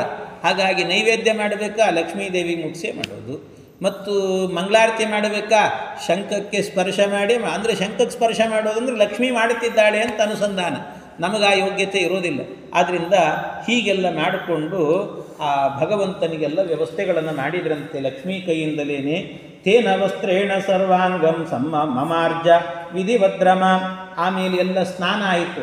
ಅದು ಹೇಗೆ ಸ್ನಾನ ಅಂತಂದರೆ, ಒಂದು ಇದನ್ನು ಮಾಡಿದ್ರಂತೆ, ಚಪ್ರವನ್ನು ಹಾಕಿದ್ರಂತೆ. ಚಪ್ಪರ ಚಪ್ಪರ ಏನಂತಾರೆ ಈ ತೆಂಗಿನ ಗರಿ ಇರ್ತದೆ, ತೆಂಗಿನ ಗರಿಗಳಲ್ಲೆಲ್ಲ ಚಪ್ಪರವನ್ನು ಹಾಕಿದ್ರು. ಆ ಚಪ್ಪರದ ಕೆಳಗೆ ಕೂಡಿಸಿ ಭಗವಂತನಿಗೆ ಅಲ್ಲಿ ಸ್ನಾನ ಆಗ್ತಾ ಇದೆ ಅಂತೆ. ಅದರಲ್ಲಿ ಆ ಸ್ನಾನ ಮಾಡಬೇಕಾದ್ರೆ ಅವನಿಗೆ ಸುರುಗಿ ನೀರು ಅಂತ ಹೇಳ್ತಾರೆ. ಸುರುಗಿ ನೀರು, ಅದಕ್ಕೆ 5 ಜನ ಮುತ್ತೈದೆಯರು ಕನಿಷ್ಠ ಪಕ್ಷ ಇರಬೇಕು. ಅವರು ಸುತ್ತಲೂ ನಿಲ್ಲಬೇಕಂತೆ, ಒಂದೊಂದು ಕಲಶ ಹಿಡ್ಕೊಳ್ಬೇಕು. ಆ ಕಲಶವನ್ನು ಹಿಡ್ಕೊಂಡು ದಾರವನ್ನು ಸುತ್ತಿ ಅದನ್ನೆಲ್ಲ ಮಾಡಿ ಆಗ ಅದರಿಂದಾಗಿ ಸುರುಗಿ ನೀರು ಹಾಕಬೇಕು. ಎಲ್ಲ ಹಾಕಿದ್ರಂತೆ. ಅವನಿಗೆಲ್ಲ ಒದ್ದೆ ಆಗಿತ್ತು. ಚೆನ್ನಾಗಿ ಆ ಸ್ನಾನ ಎಲ್ಲ ಆದ ನಂತರ ಮೈಯೆಲ್ಲ ಉಜ್ಜಿ ಮಾಡಿ ಲಕ್ಷ್ಮೀದೇವಿ ತಾನೇ ಒಂದು ವಸ್ತ್ರದಿಂದ ಒರೆಸಿದ್ಲಂತೆ ಮೈಯನ್ನೆಲ್ಲವನ್ನು ಕೂಡ ಶ್ರೀನಿವಾಸನಿಗೆ. ಒರೆಸಿ ಆದ ನಂತರ ಪಾರ್ವತೀದೇವಿ ಧೂಪ ಹಿಡ್ಕೊಂಡ್ಬಂದಂತೆ. ತಲೆಯೆಲ್ಲ ಒದ್ದೆ ಆಗಿರ್ತದೆ, ಚೆನ್ನಾಗಿ ಅದನ್ನು ಕಾಯಿಸಿ ಚೆನ್ನಾಗಿ ಘಮಘಮ ಅಂತ ಪರಿಮಳ ಬರಬೇಕು ಅಂತ ಆ ತಲೆ ಕೂದಲನ್ನೆಲ್ಲ ಧೂಪದಲ್ಲಿ ಒಣಗಿಸಿದ್ರಂತೆ. ಆಮೇಲೆ ಪಾರ್ವತಿ ಧೂಪ ಮಾದಾಯ ದದೌ ಲಕ್ಷ್ಮೀ ಕರಾಂಬುಜೆ ಧೂಪಯತ್ವ ಸುಧೂಪೇನ ವಿಕೀರ್ಯಾಸಿತ ಮೂರ್ಧಜಾನ್ ಬಬಂಧ ಕಮಲಾದೇವಿ ಮೂರ್ಧಜಾನ್ ಮಧುಗಾತಿನಃ ಆದರ್ಶಂ ದರ್ಶಯಾಮಾಸ ಸಾವಿತ್ರಿ ಸ್ವರ್ಣಭೂಷಿತಂ. ಸಾವಿತ್ರಿ ದೇವಿ ಬಂದು ಭಗವಂತನಿಗೆ ಕನ್ನಡಿ ತೋರಿಸ್ತಾ ಇದ್ದಾಳಂತೆ. ನೋಡಿಲ್ಲ ಸ್ನಾನ ಎಷ್ಟು ಚೆನ್ನಾಗಾಗಿದೆ, ಎಷ್ಟು ಚೆನ್ನಾಗಿ ಕಾಣ್ತಿದ್ದಿ ನೀನು ಅಂತ. ಆಮೇಲೆ ರತೀದೇವಿ ಶಚೀದೇವಿ ಇಬ್ಬರು ಬಂದು ಚಾಮರ ಬೀಸ್ತಾ ಇದ್ದರಂತೆ ಪರಮಾತ್ಮನಿಗೆ. ರತಿ ಶಚ್ಯೌ ಚಾಮರೇ ಚ ಬೀಜಂತ್ಯೌ ಚಂದ್ರ ಸನ್ನಿವೆ ಛತ್ರಂ ದದಾರ ಸಾ ದೇವಿ. ಛತ್ರವನ್ನು ಹಿಡಿಲಿಕ್ಕೆ ಅಂತ ಭಾರತೀ ದೇವಿಯರು ಬಂದ್ರಂತೆ. ಆಮೇಲೆ ಇನ್ನು ಅವನಿಗೆ 2 ಪಾದುಕೆಯನ್ನು ಹಾಕಲಿಕ್ಕೆ ಅಂತ ಭದ್ರಾ ಭದ್ರಾ ಮತ್ತು ಗಂಗಾ ಇಬ್ಬರು ಒಂದೊಂದು ಪಾದುಕೆಯನ್ನು ಹಿಡ್ಕೊಂಡು ಬಂದ್ರಂತೆ. ಪಾದುಕೆ ಪ್ರದದು ಭದ್ರ ಗಂಗಾ ಪಿತುಸ್ತದ ನಿಧಾಯ ಪಾದೌ ಪರುವರಪಾದು ತದ್ವಯೇ ಯಯೌ ಪ್ರಪನ್ನಾರ್ತಿಕಹರೋ ಹರಿಸ್ವಯಂ ಯಾಭ್ಯಾಂ ಪುರ ಪಾವನತಾಂ ಗತಾ ಮುನೇಃ ಶಾಪೇನ ಶಾಶ್ವತ್ವಮುಪಾಗತ ಬಲ. ಆಗ ಎಲ್ಲರೂ ಕೂಡ ಪಾದುಕೆಗಳನ್ನು ಕೊಡ್ತಾ ಇದ್ದಾರೆ. ಈ ಪಾದುಕೆಯನ್ನು ಕೊಟ್ಟಾದ ನಂತರ ಆಮೇಲೆ ಶ್ರೀನಿವಾಸ ಪಾದುಕೆಯನ್ನು ಹಾಕ್ಕೊಂಡ ಒಳಗೆ ಬಂದಂತೆ. ಮತ್ತೆ ಬಂದಾದ ನಂತರ ಸ್ವಲ್ಪ ನಾನು ಸಂಧ್ಯಾವಂದನೆ ಮಾಡ್ತೀನಿ ಇಲ್ಲು ಅಂತ ಒಳಗೆ ಹೋಗಿ ಸಂಧ್ಯಾವಂದನೆಗೆ ಅಂತ ಕೂತ್ಕೊಂಡಂತೆ. ಸಂಧ್ಯಾವಂದನೆ ಕೂತ್ಕೊಂಡು ಊರ್ಧ್ವಪುಂಡ್ರಂ ದದಾರಾಶು ಶ್ರೀನಿವಾಸ ಸತಾಂಗತಿ. ಊರ್ಧ್ವಪುಂಡ್ರವನ್ನು 12 ನಾಮಗಳನ್ನು ಹಚ್ಚಿಕೊಂಡಂತೆ ಶ್ರೀನಿವಾಸ. ನಮ್ಮಂತೆ ತಾನು ಹಚ್ಚಿಕೊಂಡೆಲ್ಲ ನಾಮಗಳನ್ನು ಹಚ್ಚಿಕೊಂಡು ತದಾಹ ಕಮಲಾಂಬ್ರಾಜನ್ ಬಕುಲ ಲೋಕಮಾತರಂ. ಆ ಭಗವಂತನ ಮಹಿಮೆ ಏನು ಹೇಳ್ತೀರಿ? 12 ನಾಮಗಳಿಂದ 12 ಮಹಿಮೆಗಳಿದ್ದಾವೆ. ಕೇಶವಾದಿ ನಾಮಗಳನ್ನು ಹೇಳ್ಕೊಂಡು ತಾನು ಹಚ್ಚಿಕೊಳ್ತಾನೆ ಅಂದರೆ ಏನು ಹೇಳಬೇಕು ಅವನ ಮಹಿಮೆಯನ್ನು? ಇಂಥದ್ದೆಲ್ಲ ಮಾಡಿದ್ದಾನೆ ಪರಮಾತ್ಮ. ಇಷ್ಟೆಲ್ಲ ಮಾಡಿ ಆದ ನಂತರ ಆಗ ಪರಮಾತ್ಮ ಹೇಳಿದಂತೆ ಎಲ್ಲ ಸಂಧ್ಯಾವಂದನೆ ಮುಗೀತು, ಎಲ್ಲ ಆಯಿತು. ಇನ್ನು ಮುಂದೇನು? ಕಶ್ಯಪಾತ್ರಿ ಭರದ್ವಾಜ ವಸಿಷ್ಠಾದಿ ಮಹಾಮುನಿನ್ ನಮಶ್ಚಕ್ರೇ ವಿರಿಂಚೇಶ ವಿನಿತೋಪಿ ವಿಡಂಬಯನ್. ಈ ಜಗತ್ತನ್ನೇ ವಿಡಂಬನೆ ಮಾಡಿಬಿಡ್ತಾನೆ. ಹೇಗಿರಬೇಕು ಅಂತ ತೋರಿಸ್ತಾನೆ. ಕಶ್ಯಪರು ಬಂದಿದ್ದರು, ಅತ್ರಿಗಳು, ಭರದ್ವಾಜರು, ವಸಿಷ್ಠ ಎಲ್ಲರೂ ಇದ್ರಲ್ಲ. ಹೋಗಿ ಮೊದಲೊಂದು ಬ್ರಾಹ್ಮಣರಿಗೆ ನಮಸ್ಕಾರ ಮಾಡಿಬಿಟ್ಟಂತೆ. ಯಾವಾಗಲೂ ನಾವು ಸಂಧ್ಯಾವಂದನೆ ಎಲ್ಲ ಮುಗೀತು ಅಂದರೆ ದೊಡ್ಡ ಜ್ಞಾನಿಗಳು ಯಾರಾದರೂ ಮನೆಯಲ್ಲಿ ಬಂದಿದ್ದರು ಅಂದರೆ ಎದುರಿಗೆ ಕಾಣಿಸ್ತಾ ಇದ್ದರು ಅಂದರೆ ಒಂದು ಸರ್ತಿ ಅವರಿಗೆ ನಮಸ್ಕಾರ ಮಾಡಿಬಿಡಬೇಕು. ಹಾಗೆ ಈ ಶ್ರೀನಿವಾಸನು ಕೂಡ ನಮಸ್ಕಾರವನ್ನು ಮಾಡಿದಂತೆ ಪರಮಾತ್ಮ. ಎಲ್ಲರಿಗೆ ನಮಸ್ಕಾರ ಮಾಡಿ ಸಂಧ್ಯಾ ಮುಖಾಸ್ಯ ವಿಧಿವತ್ ಕೃತ್ವ ತಾತ್ಕಾಲಿಕೀ ಕ್ರಿಯಾ ವಸಿಷ್ಠ ಆಜುಹಾವೋಚ್ಚೈ ಸಂತೋಷೋದ್ರಿಕ್ತ ಮಾನಸ. ವಸಿಷ್ಠರಿಗೆ ಜೋರಾಗಿ ಹೇಳ್ತಾ ಇದ್ದಾನಂತೆ, ಮುನಿಶ್ರೇಷ್ಠ ನೀನು ಮುಂದಿನ ಕೆಲಸವನ್ನು ಮುಂದುವರಿಸ್ಬೋದು ಅಂತ ಹೇಳಿ ಆಗ ಪುಣ್ಯಾಹವಾಚನ ಕರ್ಮ ಅಂತ ಮಾಡಬೇಕು ಅಂತ ಪುಣ್ಯಾಹವಾಚನಕ್ಕೆ ಅಂತ ಕೂಡಿಸಿದಂತೆ. ಪುಣ್ಯಾಹವಾಚನ ಎಲ್ಲ ಚೆನ್ನಾಗಿ ನಡೀತಂತೆ. ಪುಣ್ಯಾಹವಾಚನ ನಡೀತು. ಎಲ್ಲ ನಡೆದಾದ ನಂತರ ಕುಲದೇವಿ ಪ್ರತಿಷ್ಠೆ. ಕುಲದೇವಿ ಅಂದರೆ ಯಾರು? ಕುಲದೇವಿ ಬೇರೆ ಯಾರು ಅಲ್ಲ. ಕುಲದೇವಿಂ ಅಪೃಚ್ಛತ್ತಂ ವಸಿಷ್ಠೋ ವಸುಧಾಧಿಪ. ಆಗ ಈ ಬನ್ನಿ ವೃಕ್ಷ ಇದೆಯಲ್ಲ, ಶಮಿ ವೃಕ್ಷ, ಆ ಶಮಿ ವೃಕ್ಷವೇ ಕುಲದೇವತೆ. ಅವಳನ್ನು ಪ್ರತಿಷ್ಠಾಪನೆ ಮಾಡಬೇಕು ಅಂತ ಪ್ರತಿಷ್ಠಾಪನೆ ಮಾಡಿದರು. ಶಮಿ ಶಮಯಮೇ ಪಾಪಂ ಶಮಿ ಶತ್ರು ವಿನಾಶಿನಿ ಅರ್ಜುನಸ್ಯ ಧನುರ್ಧಾರಿ ರಾಮಸ್ಯ ಪ್ರಿಯದರ್ಶಿನಿ. ಈ ರೀತಿ ಅವಳನ್ನು ಪ್ರತಿಷ್ಠೆ ಮಾಡಿದ್ದಾರಂತೆ. ಆ ಪ್ರತಿಷ್ಠೆ ಮಾಡಿ ಆದ ನಂತರ ಇನ್ನು ಮತ್ತೆ ಹೊರಡಬೇಕಾಗ್ತದೆ. ಎಲ್ಲಿ ಇದಕ್ಕೆ ಮದುವೆ ದೀಪಣ ಹೊರಡಬೇಕು ಆಕಾಶರಾಜನ ಪಟ್ಟಣಕ್ಕೆ. ಅಷ್ಟರಲ್ಲಿ ಏನಾಯ್ತಂತ ಯಾರೋ ಹೇಳಿದರು, ಶ್ರೀನಿವಾಸ ಕುಲದೇವಿ ಪ್ರತಿಷ್ಠೆ ಮಾಡಿದ್ದೀವಿ, ನಾವು ಮದುವೆ ಮುಗಿಸ್ಕೊಂಬರೋ ತನಕ ಕುಲದೇವಿ ಇಲ್ಲೇ ಇರ್ತಾಳೆ, ಅದಕ್ಕೆ ನೈವೇದ್ಯ ನಿತ್ಯ ಒಂದು ಮಂಗಳಾರತಿ ಇದೆಲ್ಲ ಆಗಬೇಕಪ್ಪ. ಯಾರು ಮಾಡ್ತಾರೆ ಅಂತ. ಅಯ್ಯೋ ಮರ್ತೇ ಹೋಯ್ತಲ್ಲ ಅಂತ. ಆಗ ಸರಿ ಅಂತ ಏನು ಮಾಡಿ ನೆನಪಾಯ್ತು, ಅವನಿಗೆ ಹೊಳಿತು, ಪಕ್ಕದಲ್ಲೇ ವರಾಹರೂಪಿ ಭಗವಂತ ಇದ್ದ. ಓಡಿ ಹೋದನಂತಲ್ಲಿ. ಎಷ್ಟು ವಿಚಿತ್ರ ಅಂದರೆ, ಇಷ್ಟು ಜಾಗ ಕೊಟ್ಟವನು ವರಾಹ, ಎಲ್ಲ ಮಾಡಿದವನು ಅವನು, ಮದುವೆ ನಿಶ್ಚಯ ಮಾಡಿಕೊಂಡಿದ್ದಾನೆ, ಪಕ್ಕದ ಮನೆಯಲ್ಲಿದ್ದಂಥ ವರಾಹನಿಗೆ ಹೇಳಿಲ್ಲ ಮದುವೆಗೆ ಬರಬೇಕು ಅಂತ ಆಹ್ವಾನ ಕೊಟ್ಟಿಲ್ಲ. ಕೆಲವೊಮ್ಮೆ ಹಿಂಗೆ ಆಗಿಬಿಡ್ತದೆ, ಎಲ್ಲ ಮಾಡಿಬಿಟ್ಟಿರ್ತೀವಿ ನಾವು, ಪಕ್ಕದ ಮನೆಯಲ್ಲೇ ಇರ್ತಾರೆ, ಅವ್ರಿಗೆ ಹೇಳೋದೇ ಮರ್ತು ಬಿಟ್ಟಿರ್ತೀವಿ, ಹಂಗಾಗ್ತಿರ್ತದೆ. ಆ ರೀತಿಯಲ್ಲಿ ಆಯಿತು. ಭಗವಂತನಿಗೆ ಹೋದನಂತೆ, ವರಾಹರೂಪಿ ಭಗವಂತನ ಹತ್ತಿರಕ್ಕೆ ಹೋಗಿ, ಸ್ವಾಮಿ ಹೀಗೆ ನನ್ನ ಮದುವೆ ಇದೆ, ಆದ್ದರಿಂದ ಬರಬೇಕು ನೀನು ಅಂತ. ಅಕಸ್ಮಾತ್ ಈ ವರಾಹನು ಏನು ಮಾಡಿದೆ, ಇಲ್ಲ ನನಗೇನೋ ಅರ್ಜೆಂಟ್ ಕೆಲಸ ಬಿದ್ದದು ಅಂತ ಹೇಳಿಬಿಟ್ನಂತೆ. ಅಷ್ಟು ಹೇಳಿದ್ದೆ ತಡ, ಬಲವಂತ ಮಾಡಲಿಕ್ಕೆ ಹೋಗಲಿಲ್ಲ. ಹಂಗಾರೆ ಇಲ್ಲೇ ಇರ್ತೀಯಲ್ಲ, ನನ್ನ ಕುಲದೇವಿಗೆ ನಿತ್ಯ ಒಂದು ಮಂಗಳಾರತಿ ಮಾಡ್ಕೊಂಡಿದ್ದು ಬಿಡು ಅಂತಂದು, ನೈವೇದ್ಯ ಮಂಗಳಾರತಿ ಮಾಡಿಬಿಡು ಅಂತ. ಆಯಿತು ಅಂತ ಅವನು ಒಪ್ಪಿಕೊಂಡ. ಅಷ್ಟು ವ್ಯವಸ್ಥೆ ಮಾಡಿಕೊಂಡಿದ್ದಾನೆ ಪರಮಾತ್ಮ. ಇನ್ನೇನು ಮದುವೆ ದಿಬ್ಬಣ ಹೊರಡಬೇಕು ಅಂತಾಯಿತು. ಅಷ್ಟರಲ್ಲಿ ಏನಾಯ್ತಂತೆ, ಬ್ರಹ್ಮದೇವರು ಬಂದು ಹೇಳಿದ್ರಂತೆ, ಸ್ವಾಮಿ ಕುಲದೇವಿ ಪ್ರತಿಷ್ಠೆ ಮಾಡಿದ್ದಿ, ದೇವರ ಸಮಾರಾಧನೆ, ದೇವರ ಪೂಜೆ ಆಗಿದೆ, ಎಲ್ಲ ಆಗಿದೆ, ಉಪವಾಸೇನ ಗೋವಿಂದ. ಇಷ್ಟೆಲ್ಲ ಮಾಡಿ ಆದಮೇಲೆ ಇಷ್ಟು ಜನ ಬ್ರಾಹ್ಮಣರು ಬಂದಿದ್ದಾರೆ, ಅವ್ರಿಗೆ ಊಟಕ್ಕೆ ಹಾಕದೆ ಹೆಂಗಪ್ಪ ಹೋಗೋದು ಅಂದ್ಬಿಟ್ಟ. ಅಷ್ಟು ಅಂದ ಕೂಡಲೇ ಏನಾಯ್ತಂತೆ, ಕೆಲವೊಮ್ಮೆ ಏನಾಗಿಬಿಡ್ತದೆ, ಊಟ ಅನ್ನೋ ಶಬ್ದ ಇದೆಯಲ್ವ, ಆ ಶಬ್ದ ಹಸಿವಿಲ್ಲದೆ ಇದ್ದರೂ ಕೂಡ ಊಟ ಅನ್ನೋ ಶಬ್ದ ಕೇಳಿದರೆ ಶುರುವಾಗ್ತದೆ ಹಸಿವು. ಹಂಗಾಗಿಬಿಡುತ್ತೆ, ಹಸಿವು ಶುರುವಾಗಿಬಿಡುತ್ತಂತೆ. ಆ ಹಸಿವು ಶುರುವಾಯಿತು. ಏನು ಮಾಡೋದು, ಏನು ಮಾಡಲಿಕ್ಕಾಗ್ತಿಲ್ಲ. ಶ್ರೀನಿವಾಸ ಬ್ರಹ್ಮದೇವರನ್ನು ಕರೆದು ಹೇಳ್ತಾನೆ, ಪ್ರತ್ಯೇಕವಾಗಿ ಕರೆದ, ಇನ್ನು ಊಟದ ವ್ಯವಸ್ಥೆ ಮಾಡೋಣ ಸರಿಯಪ್ಪ ಅಂತ ಹೇಳುತ್ತಾನೆ. ಅದನ್ನೆಲ್ಲ ಹೇಗೆ ಮಾಡಿದ ಅನ್ನೋದನ್ನು ನಾಳೆ ನೋಡೋಣ ಅಂತ ಹೇಳ್ತಾನೆ. ಕೃಷ್ಣ ಅರ್ಥ.